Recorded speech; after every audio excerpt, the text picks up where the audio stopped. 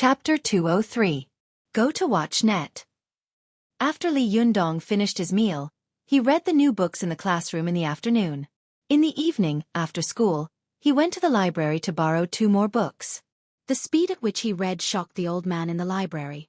He couldn't help but ask a few more questions, but Li Yundong answered all of them fluently.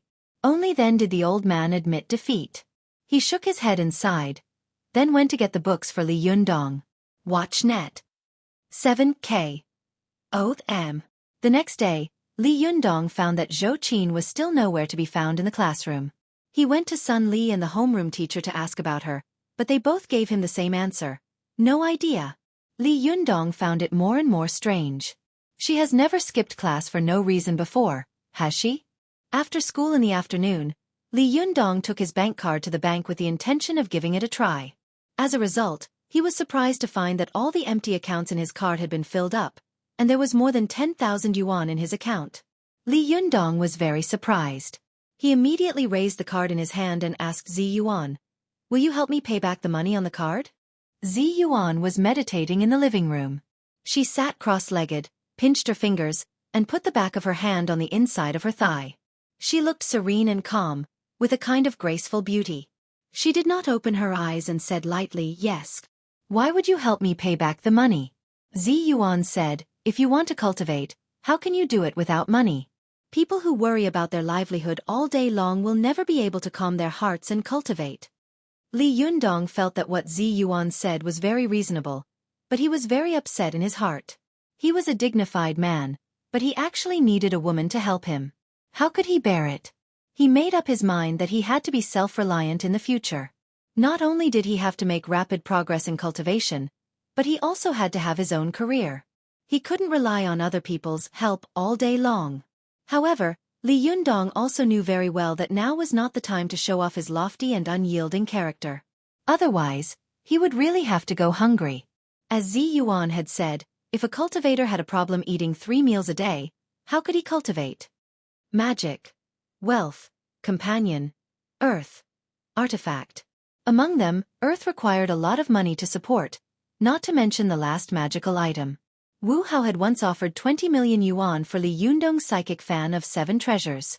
From this, it could be seen that the matter of magical artifacts was the real burning of money. Li Yundong was not pretentious. He nodded and said to Zi Yuan, "Well, I'll borrow it from you first. I'll return it to you later. Watch Net." Zi Yuan smiled but still didn't open her eyes and didn't speak. Net. Super_speed. More. Knew seeing that she was cultivating, Li Yundong didn't disturb her too much. He closed the door and left.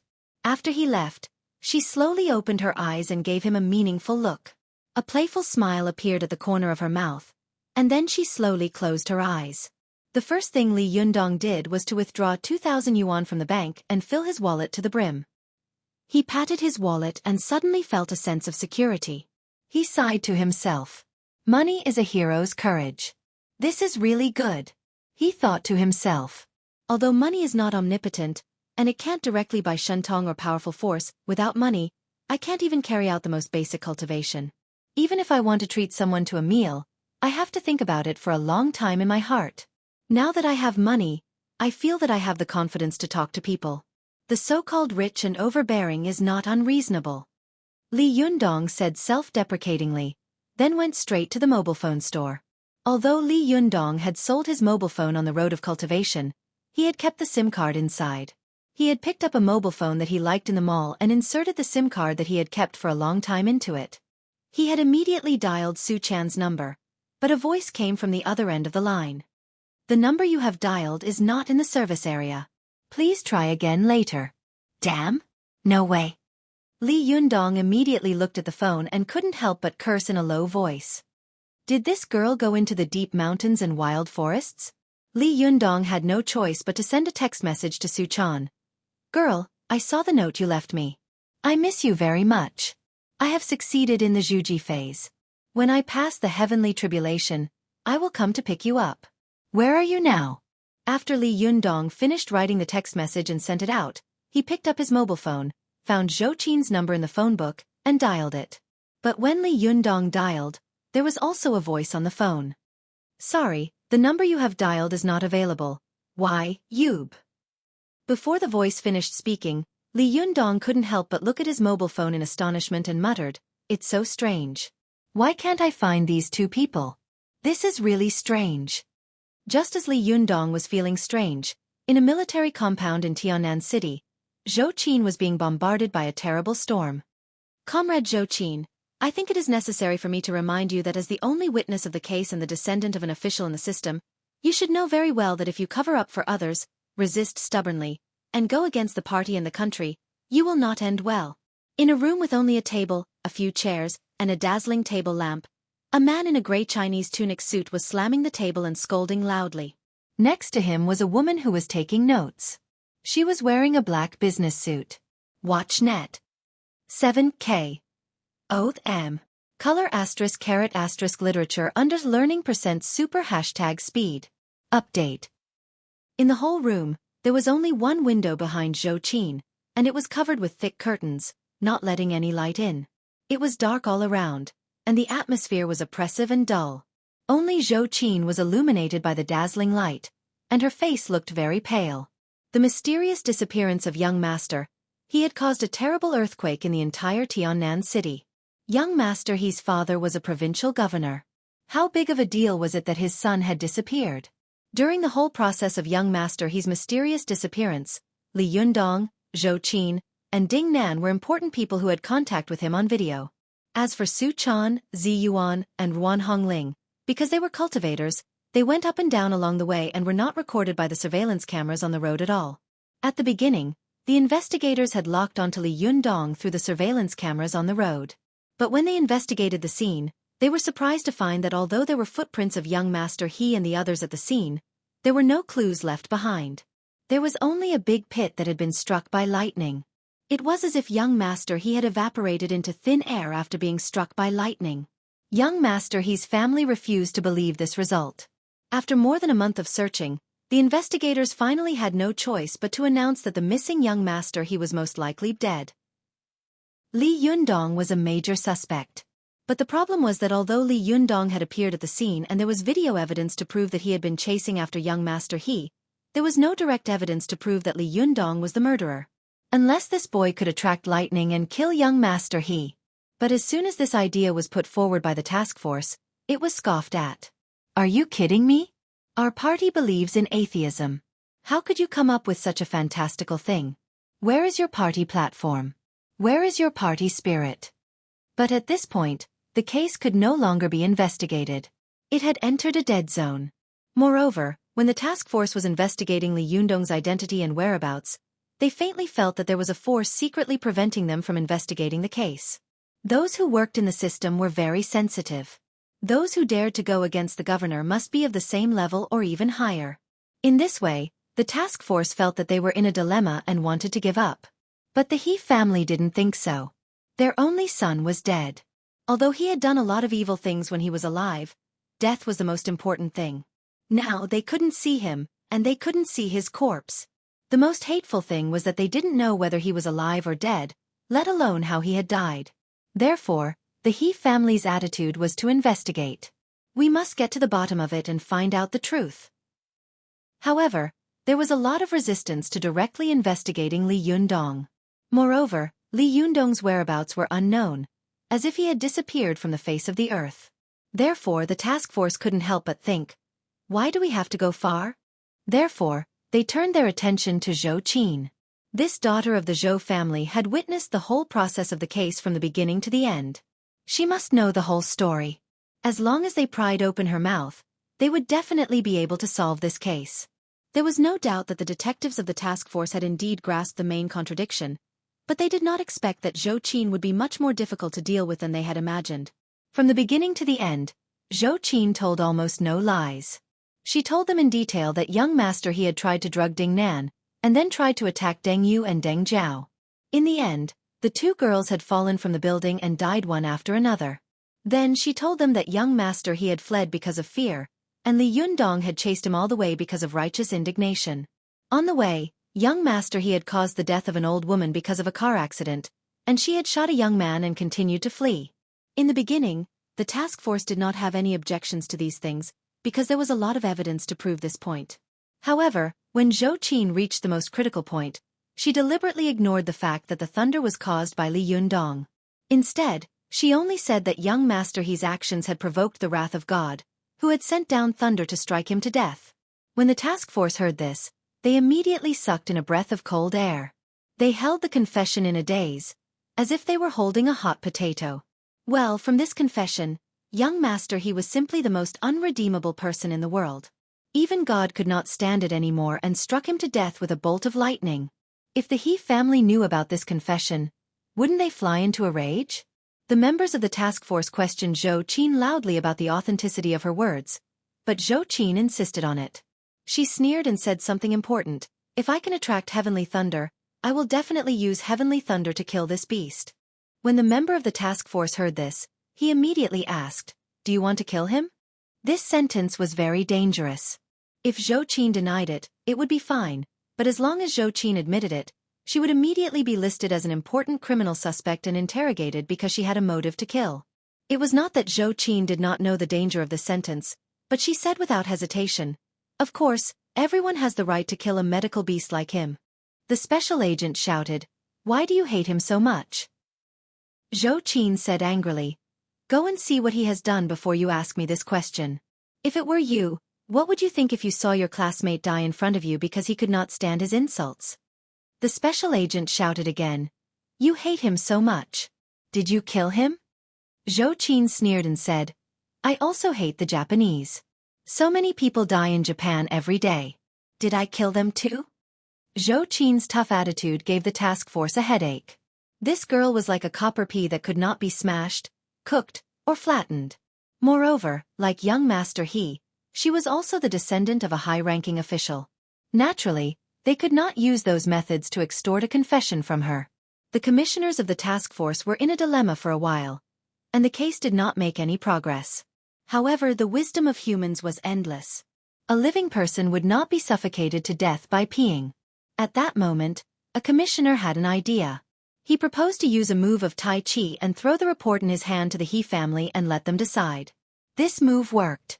After the report was handed over to the He family, the case immediately turned for the better. After reading Xueqi's confession, the He family immediately flew into a rage. Young Master He's father directed all his anger at Xueqi and the Zhou family. He even cursed, "The Zhou family made my He family die, so I won't let them have a good time." Then, a political earthquake occurred. The He family quickly contacted their allies and attacked their old friend, the Zhou family, at lightning speed. In the system, who didn't have some dirty things under their butts? Soon, Zhou Kachang's younger brother was arrested for corruption and bribery. Zhou Kachang himself was implicated and was punished by the Commission for Discipline Inspection. Xueqi was quickly transferred to the military region and closely monitored. The Zhou family personally sent 2 commissioners to the Tiannan military region to take over the case. 2 months ago, Xueqi was still a proud daughter of heaven, but in the blink of an eye, she had become a prisoner with nothing. A terrible storm was approaching this 20-year-old girl. /om/ Chapter 204. Go to Watch Network. In the eyes of the people of the task force, it would not take long for a high-ranking official like Xueqi to tell the truth after she had lost her power. Go to the Watch Net. 7K. Oath M. In the past, she had refused to tell the truth. She must have relied on her family background. But now, she was a fallen phoenix. It would not take long for her to tell them everything clearly. But the fact was that Xueqi's stubbornness and tenacity had seriously exceeded everyone's expectations. In the face of the aggressive questioning from the man in the Chinese tunic suit, Xueqi endured the torture of not eating for 3 days and not sleeping for 2 days. She raised her eyes, looked at the man in front of her coldly, and said, "I'm telling the truth. If you don't believe me, there's nothing I can do." The man in the Chinese tunic suit slammed the table angrily, pulled out the notebook of the recorder beside him, and threw it in front of Xueqi. He shouted, "Look at it clearly. You said that young Master He was killed by lightning?" Xueqi didn't even look at it and said lightly, "Yes." The man in the Chinese tunic suit said angrily, "How could he be killed by lightning there? Who in the world would believe it? What is your intention for protecting Li Jiandong like this?" Xueqi suddenly snorted and raised her head. Why are you so diligent in investigating less cases? What is your intention? Although Xueqi was so weak that she was gasping for breath after saying a few words, her eyes were full of disdain and unyieldingness. This girl seemed to never know what compromise was and what surrender was. The man in the Chinese tunic suit said angrily, "Xueqi, I'm warning you for the last time. Don't play with fire." Xueqi sneered and said, "This is the fourth time you've said something like this." The man in the Chinese tunic suit was furious. He subconsciously wanted to lose his temper, but from the corner of his eyes, he saw the recorder beside him pursing her lips and snickering. These days, those who could enter the Commission for Discipline Inspection as a recorder were definitely not easy to deal with. The background behind them was more and more powerful. The man in the Chinese tunic suit didn't dare to scold her. He just snorted angrily and left. Seeing him leave, the recorder packed up her documents and stood up to follow him out. But before she left, she turned her head and looked at Xueqi curiously, her eyes full of confusion. Previously, this girl had been stubborn because she believed that the power and background behind her wouldn't do anything to her. But now, her father had fallen from power. Where did her support come from? Where did her tenacity come from? After the door was closed, Xueqi's cold eyes slowly retracted, but she did not show the slightest sign of relief. She still leaned against the chair and lowered her eyes, so that no one could see the emotional changes and psychological activities in her eyes. Watch net. Xueqi knew that there were several cameras watching her in this room. Her every move was being watched. As long as she showed the slightest sign of weakness, they would take advantage of it. Xueqi was a girl who was very good at observing and thinking about people's hearts. She naturally understood the meaning of the curious glance that the scribe cast at her before he left. In fact, it wasn't just the recorder who didn't understand. Sometimes, even Xueqi herself didn't understand. Why did he persist like this? For the so-called justice? What kind of joke was this? He had grown up in the system and had long seen through everything. There was no good, evil, beauty, or ugliness in this world, only eternal benefits. But if it wasn't for justice, then what was she doing it for? For Li Yundong? Ah, that should be it. If it wasn't for him, why had she been stubborn until now? But, Xueqi, was it worth it? Is it worth it? Xueqi's red lips parted slightly, and she couldn't help but mutter to herself in a low voice. She suddenly remembered that when she had called Li Yundong to introduce him to a job, she had looked at herself in the mirror and made a conclusion. Xueqi, you've fallen in love with such a boy. In the future you will suffer. However, she had never thought that the suffering would be so great, so bitter. Her family had even been destroyed in a day. Was it all worth it? Although the expression on Xueqi's face was as cold as frost, she couldn't help but smile bitterly in her heart. If this boy is as devoted to me as he is to Xueqi, then everything I do for him will be worth it. No matter how much suffering I have to suffer, I will gladly endure it. Xueqi thought. But he doesn't like you, Xueqi. Is it worth it to do this for a boy who doesn't like you? A big question mark appeared in Xueqi's mind. At this moment, Xueqi's heart suddenly moved, and she felt a little confused. Watch net. Color *** literature under learning %super #speed. Update. Just as she was feeling lost, the door was suddenly pushed open with a creak. Xueqi raised her head and was surprised to find that the person who came in was her father. Xueqi raised her eyebrows, and her blank and weak expression was instantly hidden behind a cold and hard mask. She sneered coldly and said, "Why is it you? Didn't you get arrested?" In fact, Xueqi knew the answer to this question very well. She just couldn't help but mock her father, who was usually high and mighty. Xueqi was wearing a black suit, and his body was still neat and clean. Other than the fatigue in his eyes, it was hard to tell that he was a cadre who had been investigated.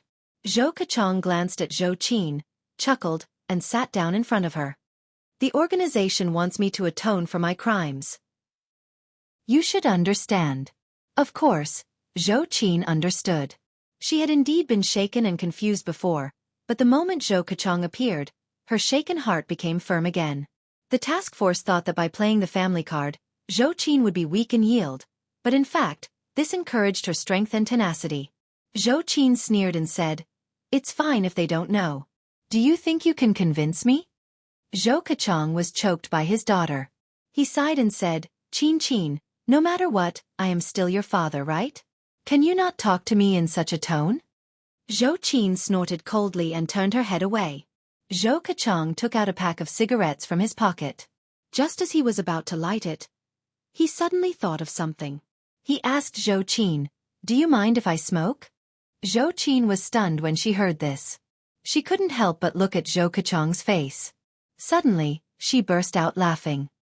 Xueqi, this is the first time you've asked for my opinion like this in my life. It seems that you are mentally prepared to adapt to the life of an ordinary person. Xueqi was angry, but he quickly restrained himself. He sighed in his heart. The conversation between father and daughter is so full of smoke, so cold and sarcastic. It's really rare in the world. Xueqi sighed and said, Qin, don't you think you've gone a little too far this time? Not only have I been implicated by you, but your uncle has also been implicated by you. Do you want to bring our family down by yourself? Xueqi sneered and said, Comrade Xueqi, sooner or later you'll have to pay for what you've done. If your butts were clean, would you have ended up in such a situation? A trace of anger flashed in Xueqi's eyes. He stood up and said angrily, You. Xueqi didn't give in at all. She looked at him tit for tat and said, What? Did I say something wrong? Xueqi took a deep breath and said, Qin, you are an adult. You have to think about what you say and do. If you continue to be so obsessed, you will no longer have a good life in the future. You will go from a high and mighty princess to a pile of mud in the ground. Xueqi said coldly, You don't have to worry about that. I don't care about this kind of life. I have hands and feet, and I can support myself in the future. Xueqi was annoyed and hateful when he saw that Xueqi was stubborn. He slapped the table and shouted, Are you crazy? What nonsense are you talking about? What the hell is wrong with you? Is it because of that boy named Li Yundong? Qin, wake up, will you? I've investigated this boy. He has no interest in you at all. Is it worth it for you to ruin your family like this for him? Xueqi's heart suddenly trembled, and the previous question came to her mind again. A trace of sadness flashed in her eyes, but she still said stubbornly, Don't call him a boy. He is much more manly than most men in this world. Xueqi said angrily, So what? Even if you have done so much for him, does he know? Will he be moved? Will he be grateful to you? Do you think that after you have done so much, he will change his mind and like you? Qin, don't be silly. He won't change his mind. This sentence was like an iron hammer, hitting Xueqi's heart hard and making her tremble all over. Xueqi couldn't help but think of what Su Chan had said to him while crying and comforting him after Li Yundong had killed He Xiao with heavenly thunder. At worst, when the divine tribulation comes, I will die with you. I have been happy with you for so many days. It's not a big deal to die. What had Li Yundong said at that time? Yes, he had said at that time, You know me best. Others say that you are a witch, but in my opinion, you are the most lovely and considerate woman in the world. How can I, Li Yundong, have a woman like you as my companion? Thinking of the scene at that time, Xueqi felt as if her heart was being stabbed by a knife, and tears almost fell from her eyes. There seemed to be two people in Xueqi's mind. One said, Xueqi, don't be silly. Li Yundong won't choose you. But the other said, But, Xueqi, don't you want to know whether this boy has you in his heart or not? If you give up everything for him, will this boy look at you more and like you a little more? This voice suddenly made Xueqi's heart tremble. She suddenly opened her eyes wide, like a desperate person seeing a glimmer of heaven. Xueqi lowered her eyes to hide the drastic changes in her inner world. However, the closest relative in front of her did not notice Xueqi's psychological activities at all. Xueqi took a deep breath and said slowly, Dad, do you remember the painting I drew at my birthday party last time? Xueqi was stunned. Yes, what about it? Xueqi smiled faintly.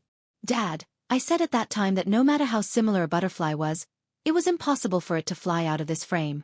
Xueqi was confused. So what? Xueqi smiled and said, It's nothing. You won't understand, and I don't expect you to understand, because you have never understood since you were a child. Xueqi became more and more confused. What do you mean? Xueqi shook her head and said, It's nothing. Just think of me as a willful daughter.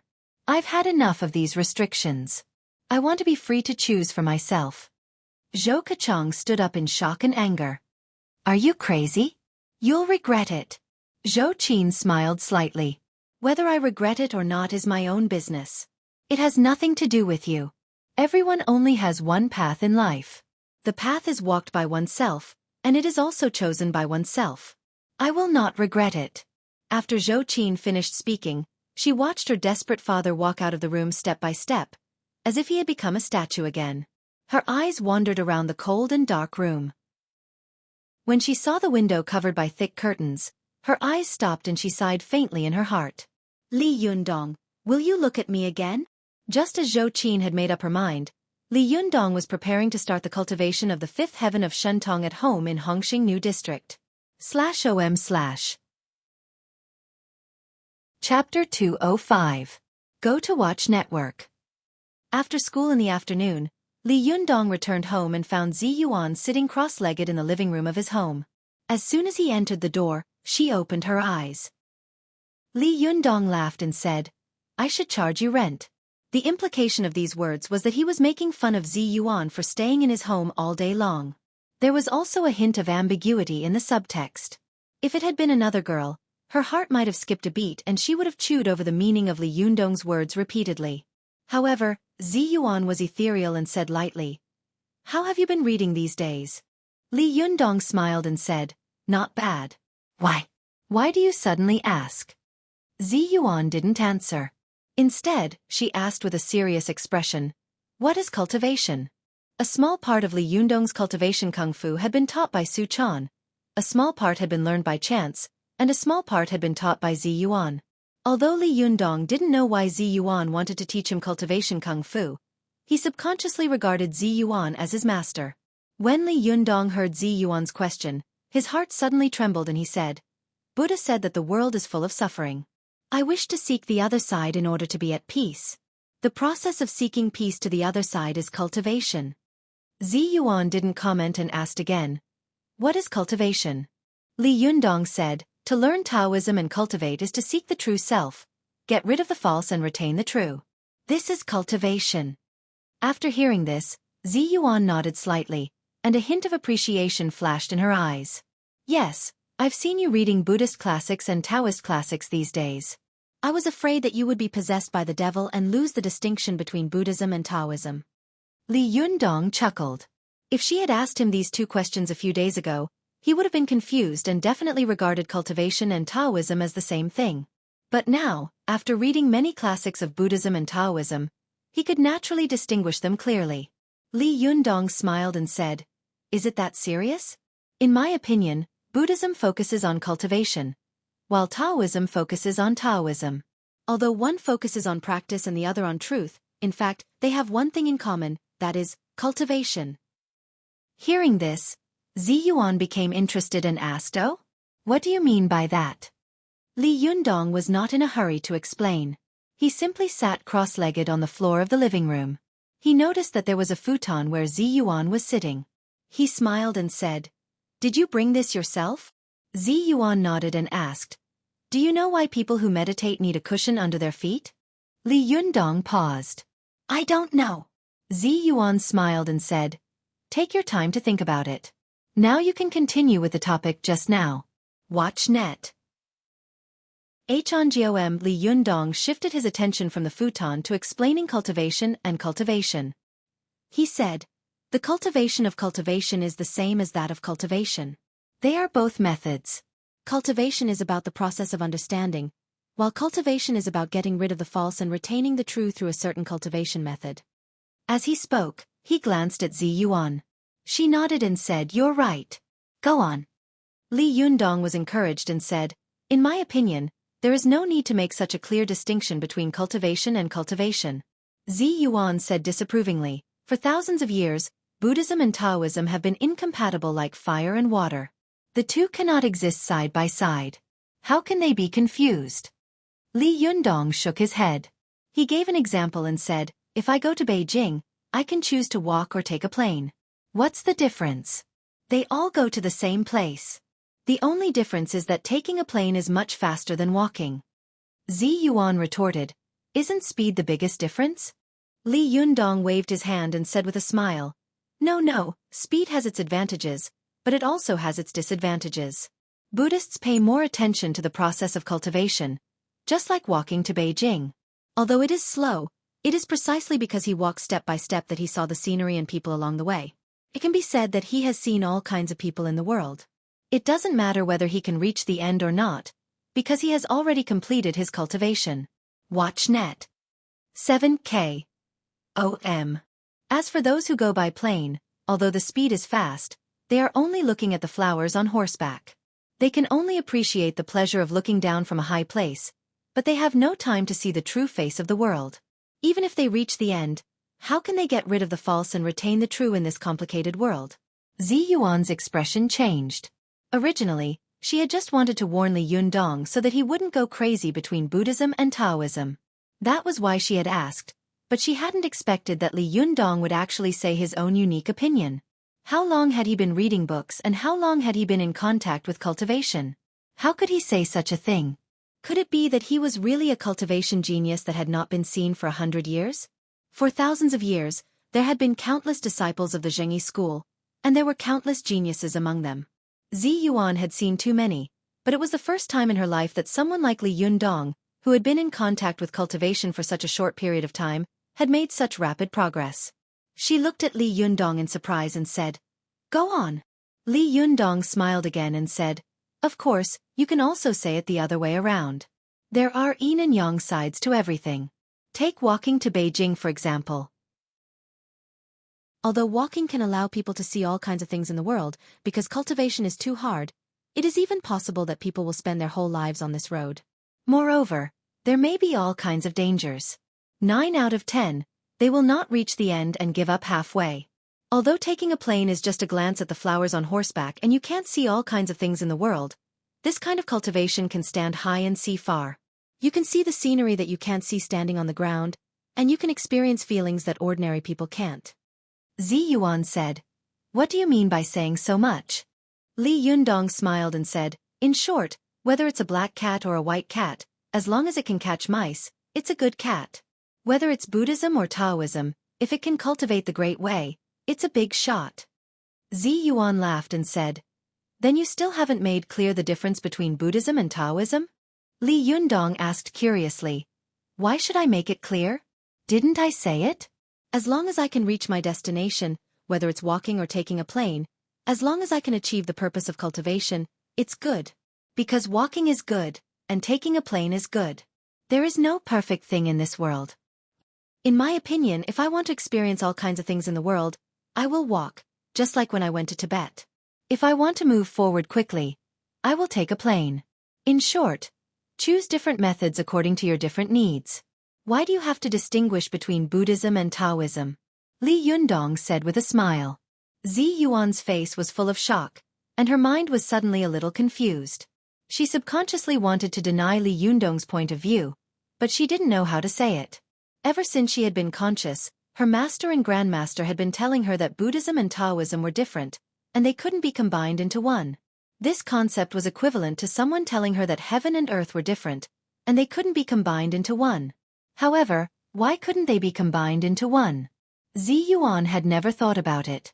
Just as she had once said to Li Yundong, the road is under your feet, but sometimes people ignore it and don't pay attention to it. Why is it called buying things instead of buying north and south? Why is it called sleeping peacefully instead of sleeping peacefully? Why do people have to sit cross-legged when cultivating? This was something that many people saw, but they took it for granted. They had never thought about why, and Zi Yuan was the same. She had always known that Buddhism and Taoism couldn't be practiced together, but she didn't know why it couldn't be practiced together. It was just like how Li Yundong had never thought about why people needed a cushion under their buttocks when they sat cross-legged. Zi Yuan looked at Li Yundong with a complicated look in her eyes. She had never been shocked by Li Yundong's diligent cultivation before, because in her opinion, it was just the help of Renyuan Jindan. In addition, this boy did have perseverance and perseverance. This kind of person was everywhere in the cultivation world. There were as many cops in the river, and there was nothing remarkable about it. But now, Zi Yuan had to look at this boy with new eyes. I've read a lot of scriptures since I was a child. I don't know how many classics of Buddhism and Taoism I've read. I didn't expect that today. I would be shocked by a boy who has cultivated for less than half a year. Ziyuan was shocked inside in her heart. It's true that learning doesn't care about age, and those who reach first come first. This person's comprehension ability is really outstanding. Li Yundong didn't know the shock in Ziyuan's heart. He asked with a smile, "Why did you suddenly ask me this question today?" Ziyuan came to her senses. She calmed herself down and said, "I was worried that you would read the cultivation classics of Buddhism and Taoism at the same time. I was afraid that you would be lost in the different cultivation theories of the two schools and be unable to extricate yourself. That's why I asked you. Now that I see that you understand the truth so well, I think it's time to teach you Shentong." When Li Yundong heard this, he was surprised and delighted. He couldn't help but be excited and said, "I can learn Shentong?" Ziyuan nodded and said, "When you first completed the Zhuji phase, you could actually learn Shentong, but at that time, your theoretical foundation of cultivation was too poor. You didn't understand a lot of things, and you didn't understand a lot of principles. But I saw that you have been reading the classics without eating or sleeping for the past few days, and you already have a certain theoretical foundation. You know how to start thinking about various cultivation problems. Then, I can start teaching you the realm of the 5th level of cultivation." When Li Yundong thought that he could use a powerful magic like the Fan of 7 Treasures with Shentong, he couldn't help but be so excited that he wanted to scratch his heart and lungs. He couldn't help but ask, "Can I learn it now?" Seeing that he was so anxious, Ziyuan couldn't help but pull a long face and shout, "Look at how anxious you are. Not to mention learning Shentong, you even have basic luck problems now." Li Yundong's expression became serious. He took a deep breath and sent the qi into his dantian. His whole body suddenly calmed down and he said solemnly, "I've learned something." Ziyuan nodded and continued, "Well, today I'll teach you the 5th level of cultivation, Shentong. Sorry. I went out for dinner. The update is late. /om/. Chapter 206. Go to the Internet. Ziyuan was a cultivator who liked to ask why. She had to ask why everything happened. She had to figure things out before she gave up. Go to the Internet. 7K. Oath M. It was the same when she taught Li Yundong cultivation. From the very beginning, she taught Li Yundong to take the initiative to think, "What is cultivation?" Until now, she had begun to teach Li Yundong the most important Shentong in cultivation. She still started with a rhetorical question. "What is Shentong?" Ziyuan sat cross-legged.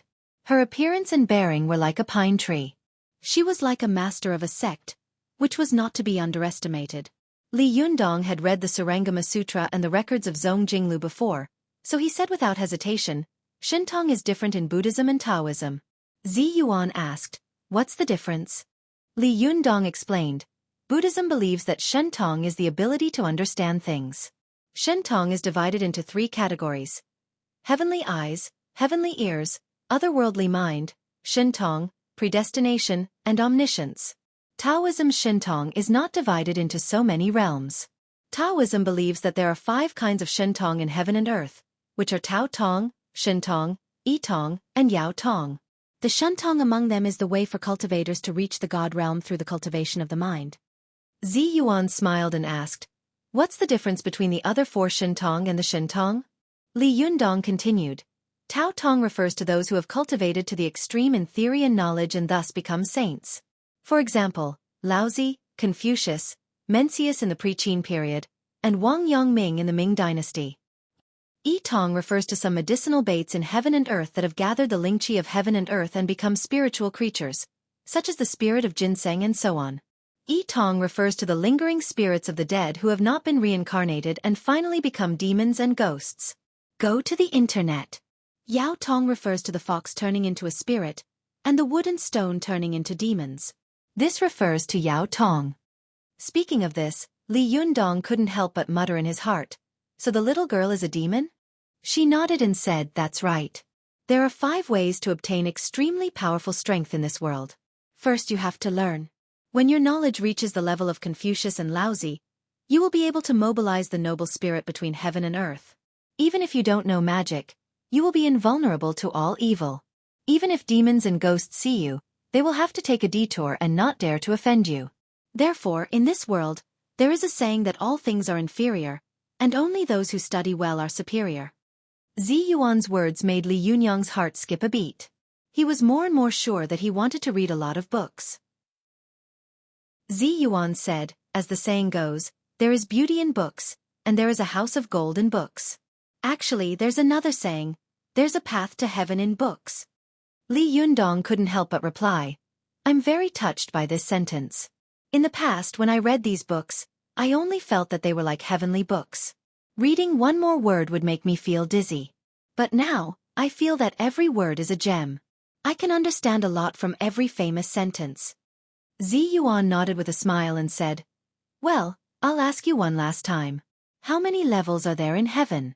How many levels of cultivation are there? Li Yundong remembered what Su Chan had told him. He said, there are 9 levels of heaven, so there are 9 levels of cultivation, right? Zi Yuan nodded and asked, well, my question is, why is Shintong at the 5th level of the 9 levels of heaven? Li Yundong had been reading these days, forgetting to eat and sleep. Ordinary questions couldn't be asked at all, but this question stunned Li Yundong. Li Yundong didn't know whether to laugh or cry. Is there a reason for this order? Zi Yuan smiled and said, there is a difference between the young and the old. Why is there no reason? You have to remember that the 9 levels of cultivation are not randomly arranged.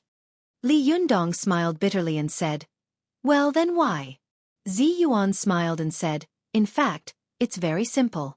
Do you know why the emperor is called the emperor? Li Yundong's eyes lit up and he said, ah, I understand. The ancients believed that there were 9 levels in heaven and earth. 9 was the biggest and had the most noble meaning, and 5 was in the middle position and had the meaning of harmony. Look at the net.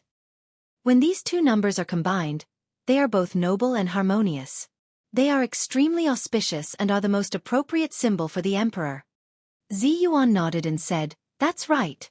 Shentong is ranked at the 5th level, which means that the cultivation of this level is the most important level of the 9 levels of heaven. It teaches you how to be the emperor of heaven and earth, and how to be your own emperor. Li Yundong asked curiously, isn't the Xueqi phase of the 4th level the most important? Zi Yuan said, Xueqi phase is just a watershed. If you can pass the Xueqi phase, it means that you have the strength to compete for the world, but you can't be the emperor yet. But when you complete the 5th level of heaven, you can already become the king of the world. Not only can you be your own emperor, but you can also be the emperor of heaven and earth. Because at that time, you have the power to move mountains and fill seas. What the emperor can do, you can also do.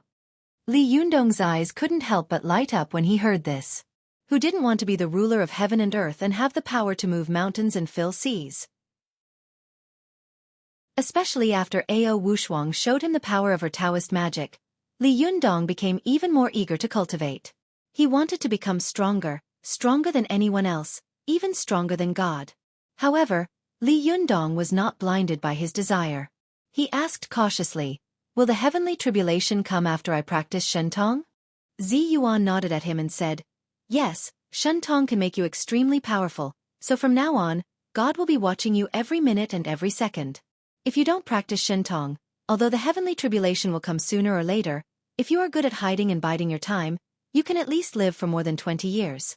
But once you practice Shentong, there will be no room for maneuver. You have to face the most terrible power in the world, the heavenly thunder. Zi Yuan said with a serious face, you have to think about it carefully. Li Yundong laughed and said, what's the point of living a mediocre life? Even if you live longer than a turtle, what's the point? There's no need to think about it. I must practice Shentong, and I will definitely pass the heavenly tribulation. Zi Yuan saw that Li Yundong was full of confidence, but she didn't know where his confidence came from. She said, well, then I'll teach you Shentong. Now close your eyes, sink your qi into your dantian, gather the 3 flowers above your head, and gather the 5 qis above your head. Then, mobilize the Niden in your body and gather the zhenqi in your body to the top of your head. When this zhenqi is refined, you have to deliberately control this refined qi to go to your Niden.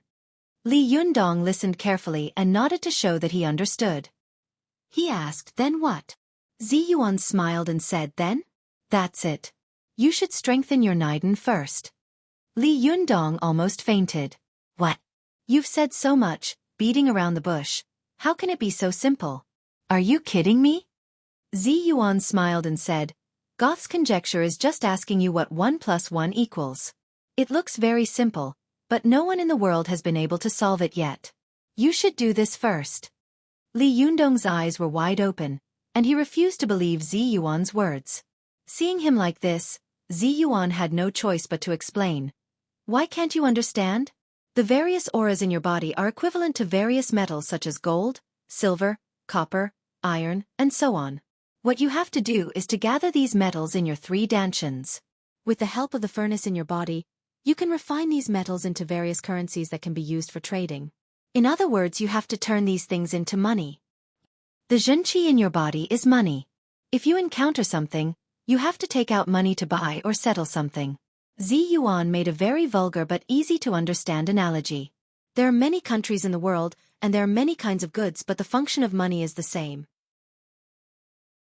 It can be circulated and exchanged, and so is zhenqi. The divine ability technique is to strengthen your true essence and make you rich. Then, you can buy whatever you want and learn whatever spells you want. You can learn whatever spells you want. You can learn whatever spells you want to learn. This metaphor made Li Yundong understand all of a sudden. He suddenly said, I see, I understand. You can say that this is learning a passive halo. As for magic, this is an active skill. The passive halo has a bonus effect on the active skill. Seeing that Li Yundong's analogy was even more vulgar than hers, Zi Yuan didn't know whether to laugh or cry. She thought to herself, if the senior cultivators heard you make such an analogy of cultivation, they would be so angry that they would smoke from their 7 orifices. After Li Yundong understood, he didn't say anything more. He closed his eyes and quickly entered a meditative state. Although Li Yundong had only been cultivating for a short time, he had the help of the Renyuan Jindan and the enlightenment of Su Chan. Later, he had gone through a difficult journey to cultivate, and his body and the Yuanyang Qi in his body had become extremely strong and solid. In fact, his cultivation kung fu was no less than that of many cultivators who had been cultivating for more than a decade or even decades. In just a short while, a white line as thick as a pinky finger rose from the top of Li Yundong's head. He could clearly feel that the essence, blood, and qi in his body were continuously gathering in the dantian above his head.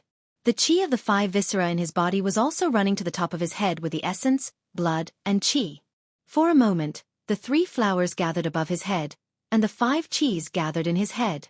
After the essence, blood, and qi of the 5 viscera were refined into qi on the top of his head, Li Yundong quickly mobilized this qi to rush to the niden in his lower dantian. In this way, an endless inner cycle was formed. The niden constantly released zhenqi to stimulate the human body to produce essence, blood, and qi, while essence, blood, and qi constantly stimulated the 5 viscera to secrete viscera qi. The 2 converged on the top of the head and passed through the human body, which was the furnace, to refine the 3 elements and the 5 qi into zhenqi. Then, this zhenqi was sent back to the niden by Li Yundong, thus strengthening the niden, stimulating it to produce more zhenqi, and stimulating more essence, blood, and qi of the 5 viscera to be secreted and produced. The ancients said that man and nature were one. The world between heaven and earth was a big universe, and the human body was a small universe. There were many similarities between the 2. The biggest similarity was that there was an endless self-circulating force between heaven and earth, and there was also such a force in the human body. This force was the power of Shentong. After about 2 or 3 hours, Li Yundong slowly opened his eyes. When he opened his eyes, he found that Zi Yuan was also meditating motionlessly. As soon as Li Yundong's gaze fell on her jade-like cheeks, she woke up slowly. Zi Yuan glanced at Li Yundong and said, "You're awake? How do you feel?" Li Yundong chuckled and said, "I feel good, but I don't feel like I have any Shentong power. I feel like I'm the same as before. There's no difference." Zi Yuan smiled. She looked at the fan of the 7 treasures, which was not far away from Li Yundong, and said, "You can try to transfer your zhenqi to the fan of the 7 treasures and see what will happen." Li Yundong's heart suddenly skipped a beat. His eyes fell on the fan of the 7 treasures, and his heart couldn't help pounding. This fan of the 7 treasures is already so powerful when it doesn't have mana. What will happen when it has mana? /om/ Chapter 207. Go to watch net. He took a deep breath, held his breath, and slowly gathered his Xueqi toward the fan of 7 treasures. Watch net. 7K. Oath M. At first, there was nothing strange about the fan of 7 treasures. The Xueqi that Li Yundong had gathered was like a stone ox sinking into the sea, with no reaction at all. Li Yundong looked up at Zi Yuan in surprise. She seemed to understand what was on his mind and asked, "You want to buy something worth 1 million with 100,000? Is that even possible?" Li Yundong understood in his heart. So she's saying that my Xueqi isn't enough. She can just say it directly. Why does this girl always like to beat around the bush? Zi Yuan seemed to be able to read his mind. She said, "If I didn't do this, you wouldn't have developed the habit of thinking hard. On the path of cultivation, the scarier thing than qi deviation is not being diligent in thinking." Li Yundong smiled and didn't say anything. He continued to concentrate on transferring the Xueqi in his body. When Li Yundong continued to transmit it for about 5 minutes, he found that the fan of 7 treasures suddenly jumped faintly, but the movement was extremely slight. Li Yundong even wondered if his eyes were playing tricks on him and he had seen it wrong. But after a while, the fan of 7 treasures suddenly moved again. Only then did Li Yundong believe that the fan of 7 treasures was moving on its own. No one would believe that a heavy and cold iron fan could move on its own. If Li Yundong hadn't experienced so many things himself, he would probably have scoffed at it. However, the truth was right in front of them, and they had no choice but to believe it. In the beginning, the fan of 7 treasures was like a fish that had just died, jumping up and down from time to time. But after a while, it began to tremble incessantly, making the clanging sound of the fan blades touching each other. If Li Yunyang hadn't seen that everything else around him was calm, he would have thought that there had been a small earthquake here, causing the fan of 7 treasures to tremble. Watch net. Li Yundong's eyes widened. He didn't understand why the magical item would have such a reaction and change when he injected Xueqi into the fan of 7 treasures. But when he thought about it and used the various knowledge he had learned to ponder over this problem, he came to a realization. In Li Yundong's opinion, the biggest difference between the Yuanyang Qi and the Xueqi in the body in the past was that the Yuanyang Qi was the Qi inside the human body. When it was in the human body, it could be controlled by the human will. But once it was released outside the body, it could no longer be controlled. It was like a bullet that had been shot out of the barrel. It was impossible to change it halfway. However, true essence Qi was different. True essence Qi was the most essential thing refined from primordial Yang Qi. It was emitted from the Niden and condensed without dissipating. Even if it was released from the human body, it could still be controlled by the cultivator. It was like a tentacle extending out of the human body. It could touch things, and if the tentacle was strong enough, it could even grab some objects. This was the simplest divine ability, telekinesis. When this power was large to a certain extent, this purest power could grab all kinds of things in the world at will for its own use. Just like Su Chan's master, Ao Wushuang, she could summon the 5 elements of gold, wood, water, fire, and earth to attack the opponent. As Li Yundong continued to inject Xueqi into the fan of 7 treasures, he could feel that there was a force in the fan that was constantly resisting his Xueqi. But as he continued to inject it, this resistance was weakening little by little. Li Yundong's heart skipped a beat. He couldn't help thinking, could it be that this is the spiritual power left by the previous owner of the magical item? If I dispel this spiritual power now and inject my own spiritual power into it, will this fan of 7 treasures have my spiritual power and listen to my command? Thinking of this, Li Yundong felt that he had suddenly become enlightened in the way of divine ability. He no longer held back and subconsciously increased the strength of the Xueqi in his body, continuously sending it into the fan of 7 treasures. Watch net. Hongom. The fan of 7 treasures was originally a special magical item of the patriarch of the Fox Zen school, the Rock Fox. It could not be used by those with extremely powerful magical powers. But after thousands of years, since the mystical silver fox, the Fox Zen school had been full of yin and yang. No male fox could use such a magical item. Over the long years, the strong spiritual power condensed by the rock fox on such a magical item slowly dissipated. Li Yundong continued to inject Xueqi, which was the process of expelling the spiritual power condensed by the rock fox on such a magical item. If it had been more than 1,000 years ago, when the rock fox had condensed the spiritual power on the fan of 7 treasures at its peak, with Li Yundong's current magical power, even if he didn't eat or drink for a year or two, he might not be able to get rid of the Xueqi mark on the fan. He might even be devoured by the power in the magical item. But after more than 1,000 years, even the majestic buildings had been weathered like sand and stones, let alone this kind of magical item. After Li Yundong continued to inject spiritual power for more than an hour, the fan of 7 treasures finally stopped resisting, and the treasure fan slowly calmed down again. Li Yundong let out a long breath and exhaled a mouthful of white air. He felt as if he had used up all the Xueqi in his body just now, and he felt empty all over. Just as Li Yundong was about to stop and take a rest, he heard Zi Yuan say, "Don't rest. Controlling a magical item is like controlling a beast. If you can't conquer it when it's at its weakest and most empty, when it comes back to its senses, it will be twice the effort and half the result if you want to conquer it again." Li Yundong had no choice but to cheer up. He took a deep breath and once again urged the Xueqi in his body to inject into the fan of 7 treasures. This input was incredible. Li Yundong suddenly stared at the fan of 7 treasures in front of him, shocked beyond belief. Wherever Li Yundong's Xueqi went, the fan of 7 treasures would emit a faint golden light. When the Xueqi flowed to the leaves of the fan, the golden Sanskrit characters on the leaves also shone brightly. After a while, the fan of 7 treasures suddenly jumped up. With a swoosh, all the leaves of the fan opened, like a peacock spreading its tail. In an instant, the room was filled with golden light. After the fan of 7 treasures opened in an instant, the ribs on both sides of the fan did not move. The blades in the middle seemed to have become active, rotating at a high speed like the gears of a fan. They were so fast that they almost formed afterimages, making a dense clanging sound. In this afterimage, the golden Sanskrit characters on the fan of 7 treasures burned like flames in the golden light, jumping and ready to come out.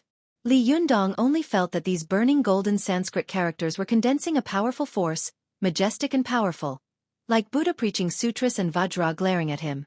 The fan of 7 treasures seemed to have a life of its own. It slowly turned around in the room, and when it faced Zi Yuan, it couldn't help but shine with golden light. The burning golden Sanskrit characters on the leaves of the fan became extremely vigorous, as if in the next second, these characters would turn into golden flames and pounce on Zi Yuan, burning her to ashes. Li Yundong was tongue-tied and said, "What's going on?"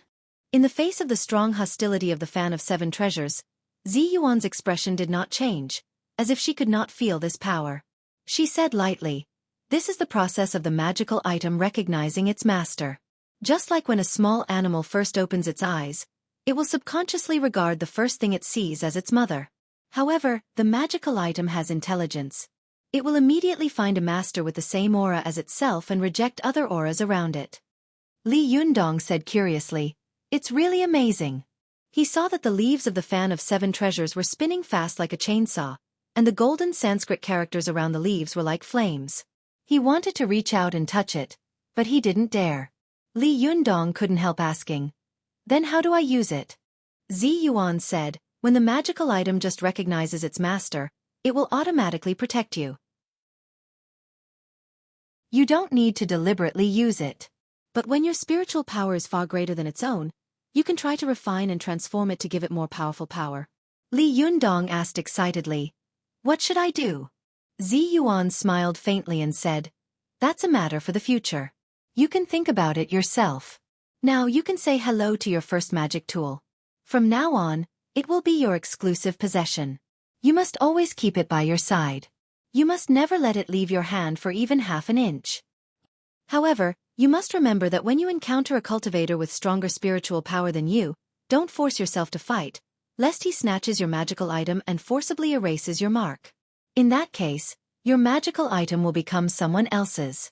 Li Yunyang secretly remembered it in his heart.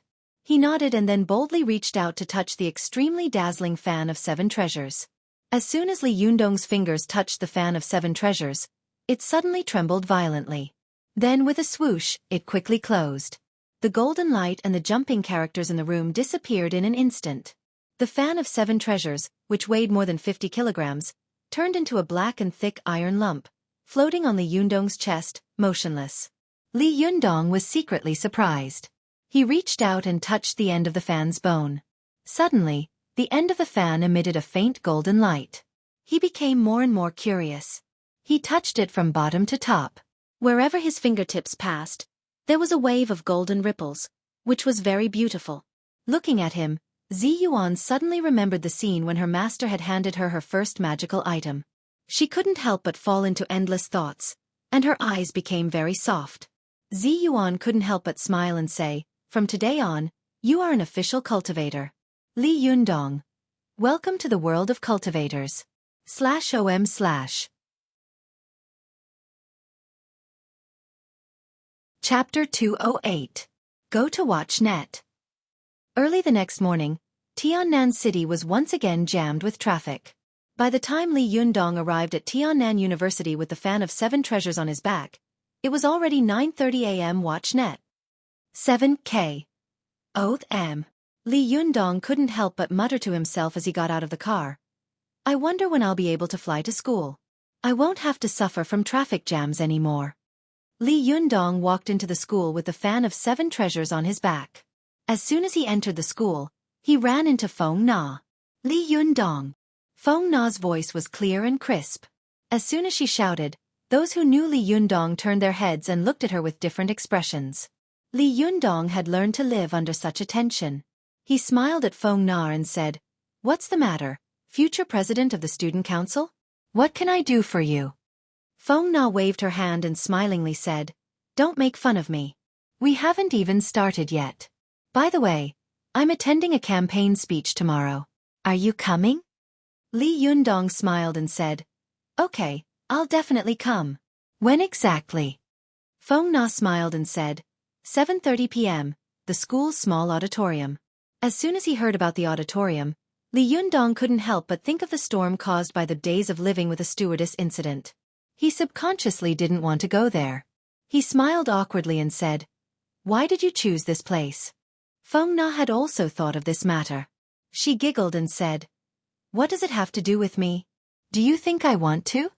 As they walked side by side into the school, Li Yundong said, "Where's Cheng Cheng? Isn't she inseparable from you?" Feng Na sighed and said, "Alas, don't mention it. I'm in my senior year, and I'm about to graduate. I'm about to enter the big vat that is society. I'm busy looking for a job." Li Yundong said in surprise, "It's only the beginning of the 4th year. Are you busy looking for a job?" Feng Na smiled. Clumsy birds have to start flying early. Cheng Cheng's family background isn't very good. This summer, she's interning at a company. Once she becomes an intern, she might be able to become a permanent employee. So, she won't be coming to some classes for now. She'll try her best to settle her work first. Li Yundong asked, "What about you? Do you have any intention of working?" Feng Na sighed. "How can it be that easy? How hard was it to find a good job these days? I want to work at a TV station, but I can't get in because I don't have any connections." Hearing this, Li Yundong secretly sighed in his heart. If he hadn't embarked on the path of cultivation, perhaps in another year, he would also have to worry about all kinds of employment problems like Cheng Cheng and Feng Na. Watch Net. Feng Na turned to look at Li Yundong and asked with a smile, "What about you? What's your plan?" Li Yundong chuckled and said with emotion, "I don't have any plans. I'm just a layman with no ambition." Feng Na pointed a finger at Li Yundong and laughed. "Excessive modesty equals arrogance." Li Yundong smiled and said, "I'm not being modest. I really haven't thought about what I want to do after graduation." As he said this, he sighed and looked at the familiar campus. He sighed and said, "I just feel that the days pass so quickly. In the blink of an eye, I'm almost a senior. More than half of my college life has passed." Feng Na sighed. "Yeah, that's why I have to find a way to add something important to my resume during my senior year. Otherwise, I won't run for the president of the student council." Li Yundong smiled. "Feng Na, you'll be fine. With your qualifications, you'll definitely be the #1 actress in our Tiannan TV station in the future." Feng Na smiled sweetly. "Thank you for your auspicious words." While the two of them were talking, Feng Na had already reached the bottom of the teaching building.